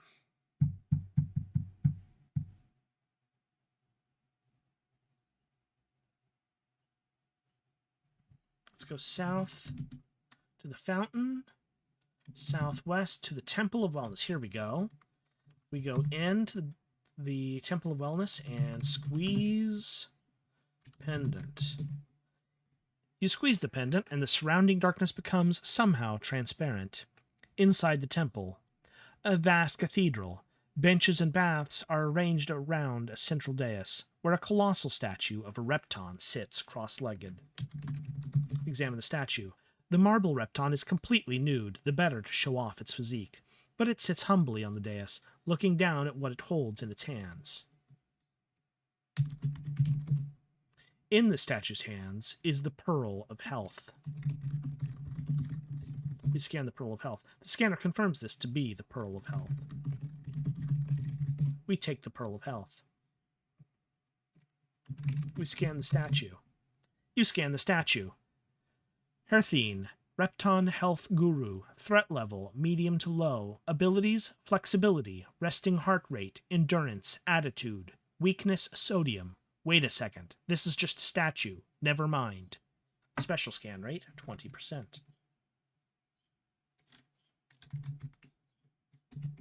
Back outside. Let's go south. Scan the Edmontosaurus that's being cooked. Nope. Scan Edmontosaurus. The readings from the scanning lens indicate that this dinosaur is delicious. Examine the bonfire. 2, the Austrian Alps in the chapel. I don't know that there's going to be anything for us here, but let's go north to the valley, north to the mountainside. Let's scan the castle. You let the scanner take in the castle. Schloss Tuckenstein, constructed circa 1200 to 1300 AD. Value, 32 million currency. Target viability, do not engage. Super haunted. Special scan rate, 25%. We continue into north to the cave. Let's go back south to the mountainside. And we go east to the rocky trail. Let's scan Linus. You scan Linus. Prince Linus, threat level, medium to high. Abilities, claustrophobia, cleverness. Weaknesses, fire. Resistances, none. Mood, anxious. Why is his arm a wing? Special scan rate, 27%. Claustrophobia? Claustrophobia?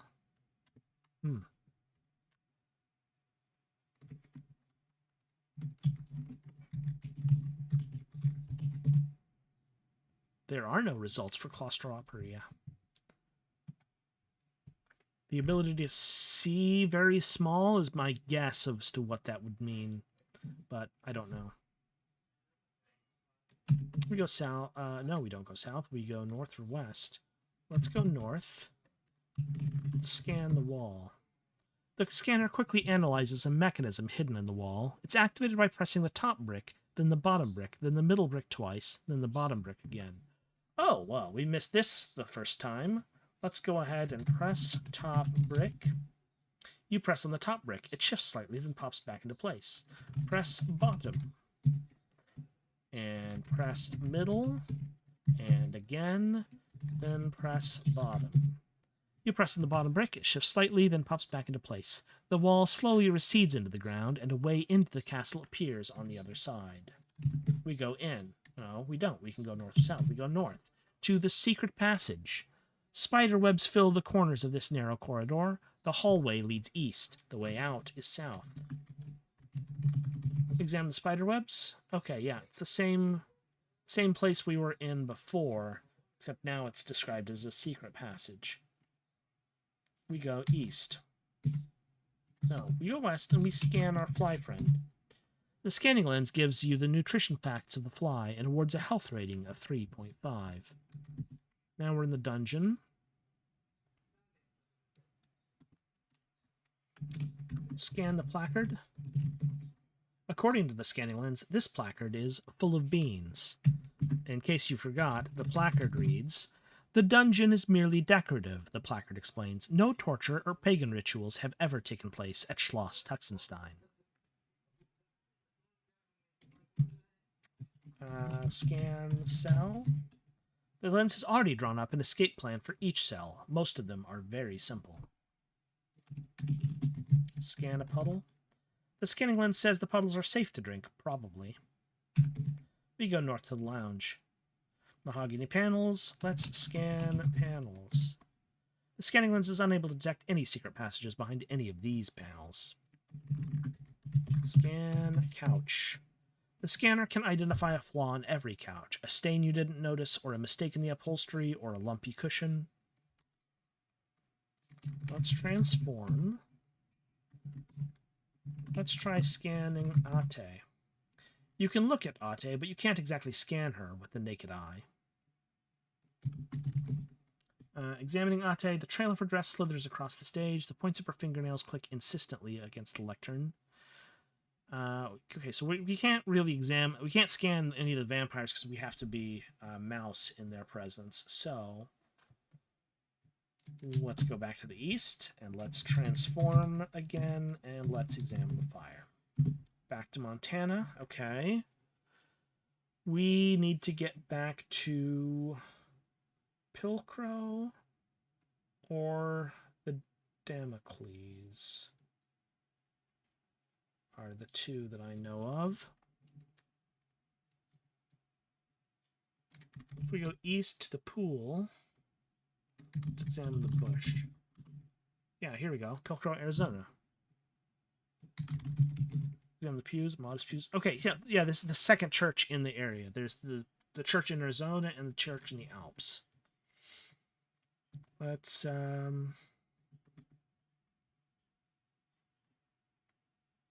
go out. So yeah, we can go out of this church. We don't just have to go north. The Hazel Street. Let's go east to the train station, north. Let's scan statue. You scan the statue. Dermot Colbert, legendary gambler. Threat level infamous. Skills, cheating, fleeing. Oh heck, this is just a statue. I like that the lens can never tell the difference between statues and people initially, and has to just go ahead and act as though it's scanning them and then catch itself at the last minute. Scan Scorpion. The scanner is telling you to back away slowly.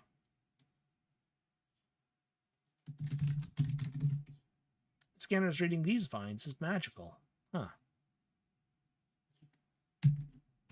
Go back to the train station. Let's go east to the canyon. Scan the Roadrunner. The scanning lens says that this Roadrunner is kind of stringy and tough, but with enough salt and butter, you won't notice. We transform to cross the bridge to the canyon east side. And we go north down into the canyon. Let's transform again. And let's scan that crack. Looking at the cracked wall through the scanning lens, you can see all the vectors of tension running through the stone. One spot glows red, a sort of pressure point. We shoot the point. You fire, and fire bursts out of your gun, slamming into the pressure point. The stone explodes. Where there once was a cracked wall, there's now a jagged opening. Your revolver cools down. We examine the opening. Somehow there seems to be some light in the cave beyond. We go into the cave. A narrow shaft of dusty sunlight reveals walls of undulating sandstone. A massive steel safe lies in the middle of the cave. We examine the safe. The safe is huge, taller than you. It sits at a weird angle, and the floor underneath is cracked. A giant keyhole is worked into its door. We scan the safe. The scanning lens analyzes the scene and determines that the safe must have fallen in here through that hole in the ceiling. If we try opening the safe seems to be locked. Unlock safe with skeletonic key. You unlock the steel safe. Open it. It takes an enormous effort to pull the door partly open, but then gravity takes over and the door swings the rest of the way without your help, hitting the nearby wall with a sickening crunch. Inside the safe is the Pearl of Fortune. You grab the Pearl of Fortune. It's a lucky thing. If this safe hadn't fallen into this cave 50 or 100 years ago, it might have been impossible for you to prevent a war with the fairy realm. But things have a way of working out. Except when they don't. Just a moment.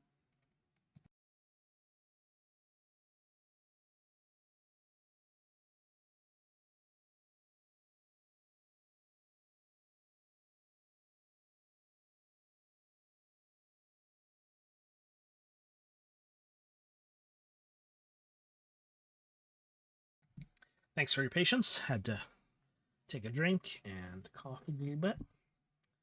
So, we now have 3 pearls. The Pearl of Fortune, the Pearl of Health, and the Pearl of Courage.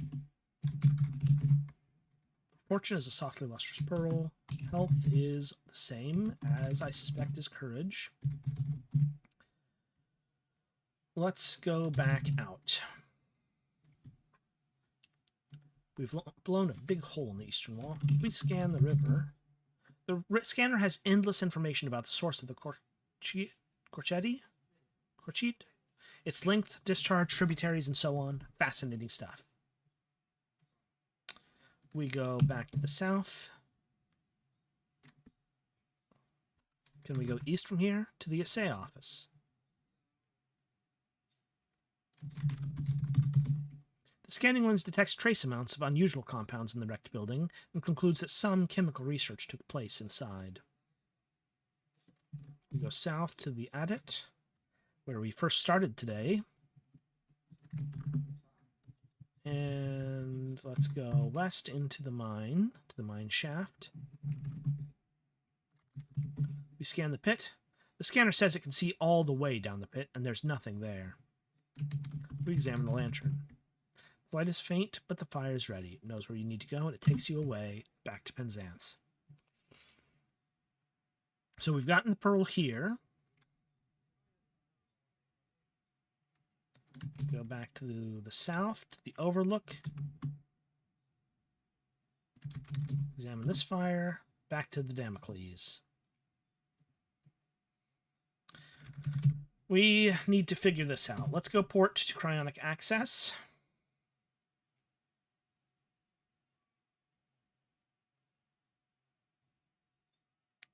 And we go port again.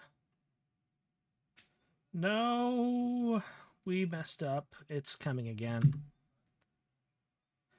Your instinct tells you to turn back. So we're back in cryonic access. Let's wait. Yep. Now we go port. It's forward. So we go port. Let's examine the console. The button still says request submitted. There's no other information. Okay, it's to the forward now, so let's go starboard. We're back to corridor alpha. From here, let's go forward. The lights are flickering. It's very distracting. Something in the port corridor is beeping fretfully. Let's go aft then. Okay, it also went aft, so let's go forward. And lights are flickering. Let's go port.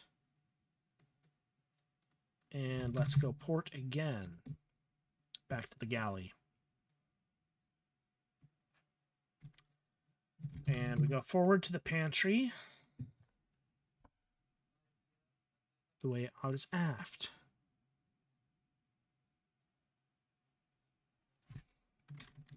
Search shelves. Find nothing of interest. Okay.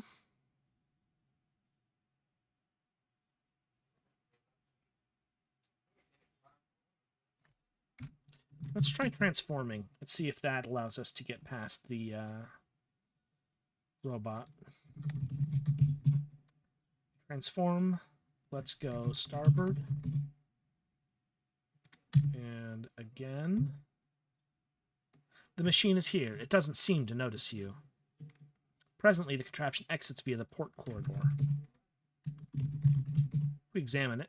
It's a robot on heavy wheels with a surplus of snake-like arms ending in powerful clamps. The designation Op-Er is printed on one side.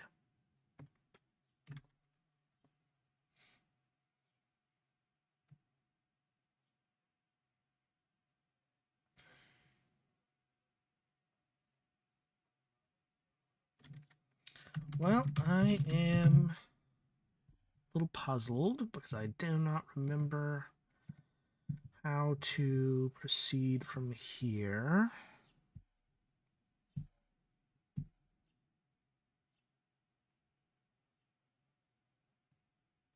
Let's go aft.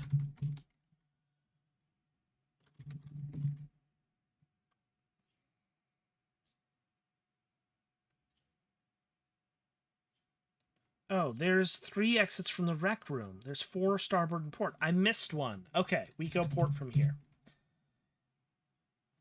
Darkness. It is pitch dark and you can't see a thing. Something squelches under your feet. The grinding sounds down the starboard corridor fade away. We transform. You take another deep breath. You feel stretched out, expanded, huge, but when it's over, you're only a little girl again. Your hand brushes against something wet. Squeeze pendant. You squeeze the pendant, and the surrounding darkness becomes somehow transparent. Slimy corridor. Slick, glutinous strands of whitish mucus cover the walls, the floor, the ceiling.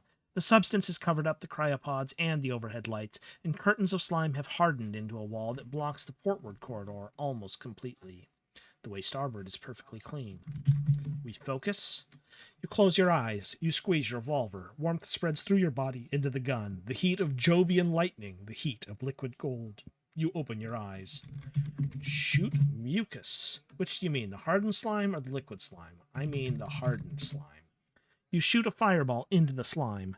The hardened curtain glows slightly for a moment. Your gun feels cold again. Scan hardened. The scanner can't help but point out the mouse-sized hole in the wall of slime. Okay, fair enough. We transform. You take a deep breath. The ticklish feeling ripples over you briefly, and now you've changed. Now we go further port to life support. Temperature regulators, electrolyzers, and metabolic inhibitors are all encased in syrupy mucus. This is a dead end. The only way out is through that little hole. A space pirate wearing a captain's epaulets lounges in a corner. He notes the arrival of a little flaxen-furred mouse with very mild interest.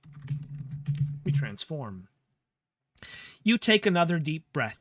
You feel stretched out, expanded, huge. But when it's over, you're only a little girl again.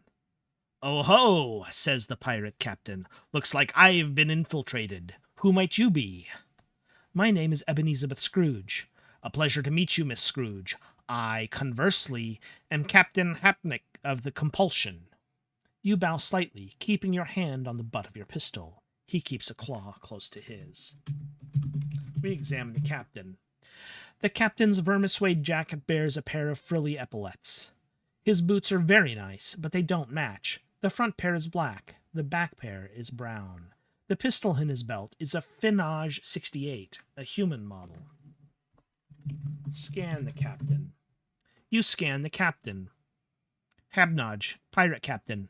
Threat level, astonishing. Abilities, keen aim, acrobatics, cunning, ruthless, handsome. Weaknesses, none. Pet peeve, human shenanigans. Mood, optimistic. Special scan rate, 48%. We talk to the captain. "If I may ask, Captain Hapnick, what are you doing on this ship?" "If I may say, Miss Scrooge, that's a stupid question. My crew and I are pirates. We are doing piracy, as I imagine you would be if we hadn't beaten you to it. Yes? No?" You shake your head. "I'm not here to rob innocent sleeping people. I want something from you." "Ah!" He reaches into his jacket and pulls out the pearl of cunning. "I think this is that, yes?" "Yes." He stuffs the pearl back in his pocket. "Well, that's too bad, young lady, because I am keeping it." We talk to him again. "Captain," you ask softly, "is there any way you would consider giving me the pearl and leaving this ship alone?" "Are you going to make me?" "I would rather not." "And I, similarly, would rather not, Ebenezabeth." I think that is the last he is going to say. So.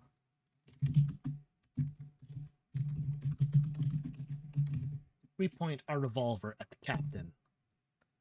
That sort of intimidation works better when the other guy doesn't have a gun of their own. In a situation like this, you just want to be the one who shoots first. Fair enough. Here we go. We shoot the captain. This may be, I can't remember, this may be a fast part where I have to snipe something similar to the shooting gallery earlier. Let's find out. You draw, he draws, you fire. The bullet pings off of his shell. You duck behind an electrolyzer as he fires back, skittering up the wall. 5, 6, 7 shots. You pop up as he reloads and shoot the hose next to his face. Freezing gas sprays into his eyes. He twists himself around, and you fire again at his exposed abdomen. He loses his grip, slides down to the slimy floor. "Right in the spinneret," he groans. "That's not very honorable." "Neither is plundering a ship full of frozen people," you say, helping him to his feet. "Well, you can't hold pirates to the same..." He winces and loses his train of thought. "You'd better have your ship's doctor take a look at that," you say. He gets the hint and snarls, but as he begins limping away, you tap him on the shoulder. "What is it?" he barks. "Aren't you forgetting something?" He rolls his eyes and drops the pearl of cunning into your outstretched hand. Then he slithers into a ventilation duct and disappears. Okay, so this is the part I've been waiting for since last week. This game won an award, and when Ryan was given his choice of award to select as a result of his performance in the competition it was entered into, he selected the option to have a scene from his game rendered in comic form.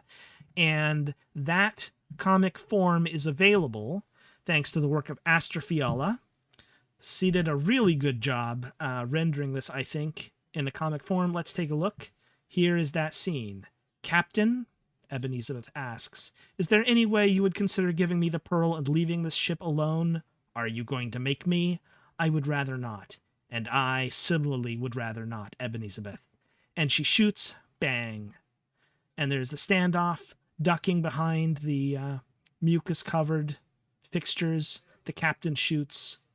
Ebenezer shoots back, hits the fixture causing the emission of gas, shoots and hits him in the spinneret.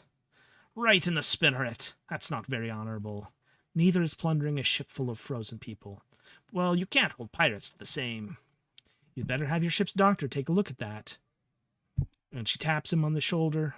What is it? Aren't you forgetting something? And he yields the pearl. That is just fantastic. Really cool comic. And this is how I picture Ebenezer. She is, in this case, definitely not wearing the beard or other piratical garb, so I tried to take it off so that she would resemble her portrayal in this comic. Great work, Aster. Really cool. I love this. So, now we have the Pearl of Cunning. We have 4 pearls. The Pearl of Cunning, the Pearl of Fortune, the Pearl of Health, and the Pearl of Courage. Is there a 5th that we need to obtain? Let's think.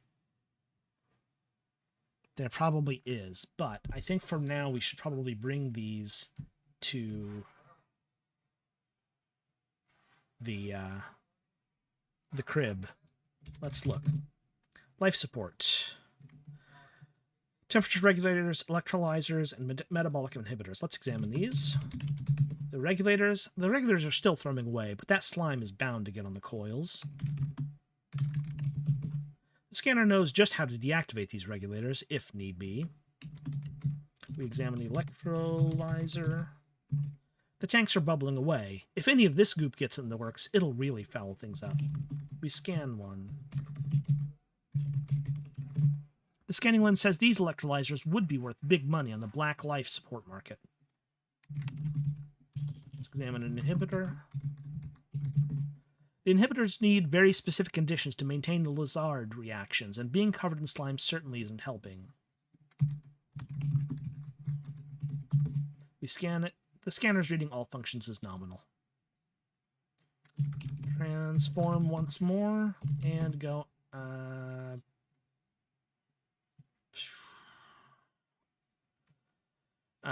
port? Nope, starboard. Yeah, I should have anticipated that. Okay, slimy corridor.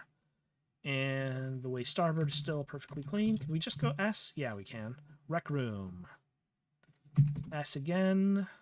We're still on the mouse, so we can go forward without issue, but we don't need to because we can keep going starboard to cryonic access. Observation lounge. Transform. Let's talk to the pirate. Are you studying the hologram? Do you need more information about the Capital 11 system? Chicklet shakes his head slightly. It's just pretty. You nod. Okay, so I think let's go port, and let's examine star, and go back to Penzance.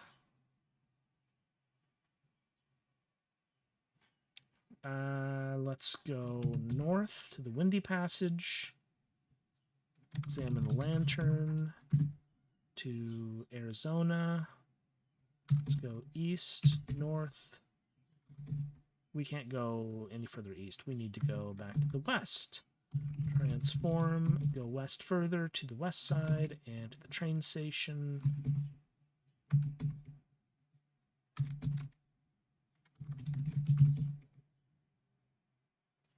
I think we do not have the pearl from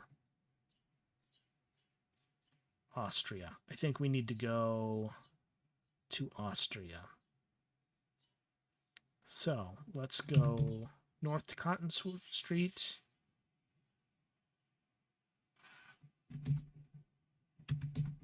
Nope. Train station west to Hazel, north into the church. Examine the candle. Okay. Nope, this is Montana. Well, that's fine. We go west to the mountainside, examine grass. Here we go. Transform. West. A vampire of the Scarlet Eye threatens to kill everyone in the room. West again to the bedchamber. Let's go south to the tower. Transform. Focus. Shoot ice. You pull the trigger, and a fireball... Okay, so this time when focusing, the heat was of Venusian storms and of a blazing furnace.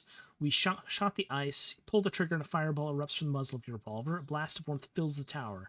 The ice melts away quickly. When the fire has extinguished itself and the steam is cleared, you see an ivory reliquary on the floor. Your gun gets cold again very quickly. Reliquary. The sides are the container... The sides are the container are ivory, carved with images of bats and wolves, and it is closed.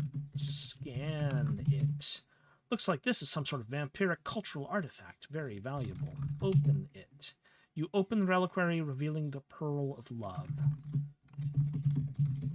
You take the Pearl of Love. Now I have all 5. Can I wake up? Yep. Now, wait a minute. That's not right. When I woke up... welcome back, Ebenezer, said the queen. How are things going? I found a way to the fairy realm, said the little girl, but I haven't found any of the pearls yet. I understand. Keep me apprised. Show Pearl of Love.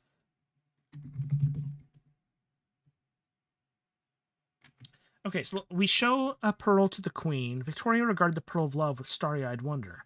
Astonishing, she said. This is what the fairy queen requires of us? Indeed, said Ebenezer. A handful of these will make a crown for her prince. Then you must bring it to her at once. Victoria pressed the pearl into Ebenezer's hands. Make no delay. Examine the fire. Here we are in the Austrian... Oh, it just takes us right back where we were. She closed her eyes for just a moment. She was fixing her brain on the spot that she had been standing in before, so that she could see the place very clearly in her mind. And as she opened her eyes, the fire on the hearth filled her vision, burning bright, and the fire wrapped its warm fingers around her and carried her away back to the tower. Okay, well, let's transform. Go north to the bedchamber, east to the great hall, east to the lounge, examine the fire, to Montana. South to the lava tube, south to the river of lava, examine the tree, to Penzance's town square. We go east to the muddy trail, let's transform again, south to the shipwreck, examine the lighthouse, the fairy realm, to the nursery.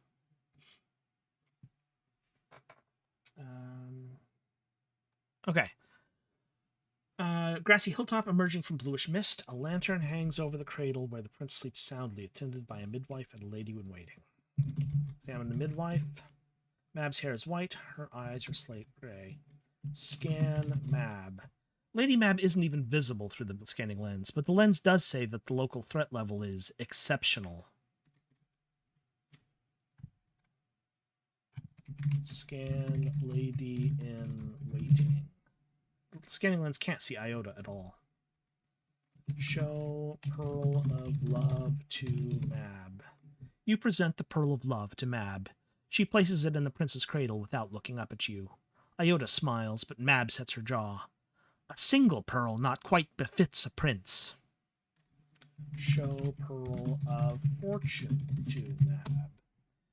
You present the Pearl of Fortune to Mab. She places it in the prince's cradle without looking up at you. This is excellent progress, says Iota. Well said. We're even half her errand done, Mab grumbles. Show Pearl of Health to Mab. You present the Pearl of Health to Mab. She places it in the prince's cradle without looking up at you. 3 already, says Iota. Well done. Show Pearl of Courage to Mab. You present the Pearl of Courage to Mab. She places it in the prince's cradle without looking up at you. To pile up treasure is simplicity when gold and jewels lie thick upon the ground, says Mab. But now the easy pearls have all been found. There's one I know, hid in a place to test the manful courage of a little girl. Well, show Pearl of Cunning to Mab. You present the Pearl of Cunning to Mab. She places it in the prince's cradle without looking up at you. Iota takes your hand in hers. Thank you, Ebenezabeth. You've been so very helpful. Tie up your laurel boughs, hisses Mab, and give no thanks until you see the final pearl is brought. Without it, all the others come to naught. The mists around the hill are receding. Dusk is turning to night. But there's still some time left before moonrise, says Iota. Mab clicks her tongue. The final pearl is hid in sorrow's hold, where dolor and despair hold dreary court, where bitter winds oppress the air with cold beyond the strength of mortals to comport. To countenance such a place of pain demands more nerve than little girls can feign. You set your jaw and look away. As the fog dissipates, the fairy realm comes into focus around you. The evening revels are beginning, and a bonfire is being lit on the heath. We examine the distant bonfire. You focus on the fire. You ask it to take you where you need to go. Are you sure? Asks the fire. Copenhagen, 1840. Street. It was a horribly cold night. There was nobody else in the street, but you could hear drunken carousing not far away. She stood at the entrance to a narrow alley. We examine her. She carried a revolver. She was wearing a scanning lens, a tiger's eye pendant, a leather belt, and a silver ring. Her flaxen curls were tied up in a paisley scarf. Her name was Ebenezabeth Scrooge.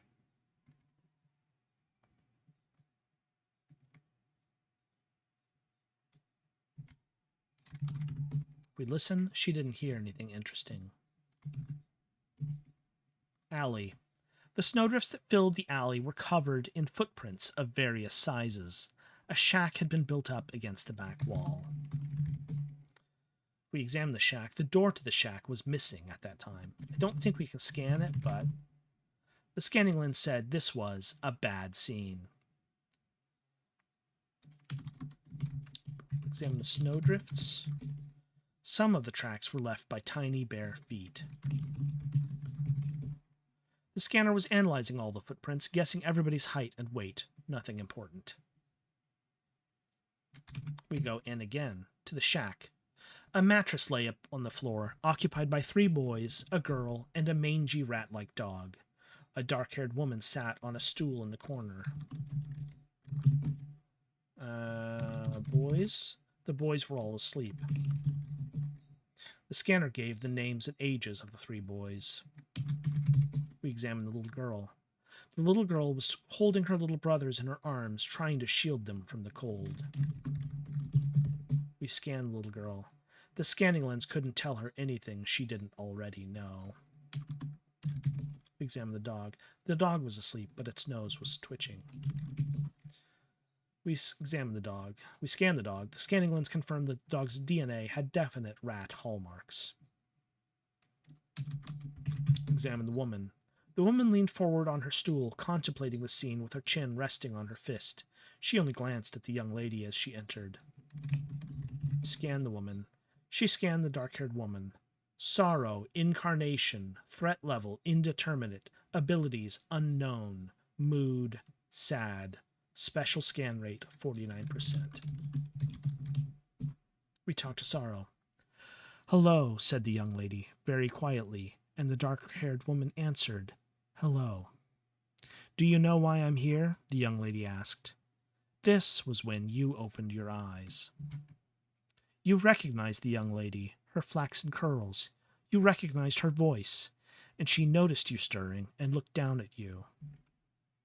Are you here for me? You whispered. Can you take me with you? She shook her head.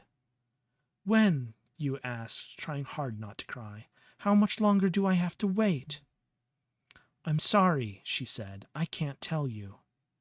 The dark-haired woman closed her eyes. A tear fell down her cheek, rolled into her lap. The flaxen-haired lady picked up the tear. Now it was a pearl, glowing like a star. She looked back at you, in spite of herself, and then she hurried out the door, and you closed your eyes. The fairy realm. Nursery. The moon is about to rise. A hilltop on a lonesome heath. A lantern hangs over the cradle where the prince sleeps soundly, attended by a midwife and a lady-in-waiting. You can't tell whether Mab is shocked or furious. At this point, you might like to make sure your volume is at a comfortable level. I'm going to turn it down just a touch because I believe I haven't been testing to verify if the volume is too high, but we'll see. We have a softly lustrous pearl, the pearl of sorrow. The scanner says this is the pearl of sorrow. Mab seems unwilling to take the pearl, possibly because she despises you. You place the final pearl in the cradle. The three of you pass a few moments in silence. Then Iota pulls out her tools and sets to work. The prince wakes up a bit, babbles some sort of complaint. Mab leans over the cradle and soothes him back to sleep. Iota takes the pearls out of the crib. 1, 2, 3, 4, 5, 6. The stars are coming out, more vivid and more numerous than you've ever seen over the mortal world, but you've grown inured to the various immensities of the universe. While Iota busies herself with the pearls, Mab sidles over to you. She sees you looking up at the sky, guesses at what you're thinking. Remember, little girl. Stop calling me that. A shimmer appears on the horizon. It isn't the moon. It is Titania, the fairy queen, and her throng of attendants. The horde gambols over the moor, nymphs and goblins, sylphs and satyrs, strewing lilies and down feathers before her majesty's feet, announcing her arrival with syrinx and shofar. A tide of sparkling light stretches across the heath, and the landscape is converted into a mirror of the star-filled sky. The fairy mob comes closer, chanting and cheering, louder and louder. Won't they wake up the prince? No, he's still asleep or half asleep, squirming gently along with the music. As the multitude approaches, as the radiant form of the queen comes into focus, the three women on the hill kneel, one by one. And now the moon is directly overhead, and now Titania stands before you, saying, Rise, Ebenezer Scrooge. You get to your feet and look the fairy queen in the face for just a moment before her beauty forces you to lower her gaze.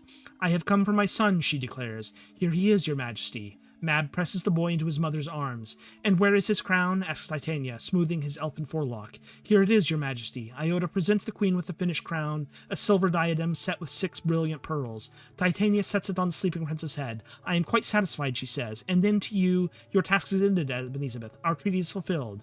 No, Titania, no, wails Mab. Tear up the treaty. The fairy realm cannot surrender to one little girl, an orphan girl, a mortal trespasser. She falls to her knees, pulls at the queen's dress. Her glamour flickers, and for an instant you can see the wrinkled crone beneath, hatred flaring in her eyes. Titania pulls her to her feet, shoves her back into her place. She turns back to you. The treaty, as I say, is fulfilled. The mortal realm is lucky to have you as her defender. When you return to Queen Victoria, deliver this message. The peace between human and fairy will continue, indefinitely, we hope. You curtsy deeply. Thank you, your majesty. It has been my great pleasure to be of assistance. I and my associates in the mortal realm have the utmost respect for the land of fairy, and I am honored to have had any part in maintaining our good relations. I'm sure Queen Victoria would express the same sentiments if only she could be here with us. For my own part, I only regret that my time here must be so short.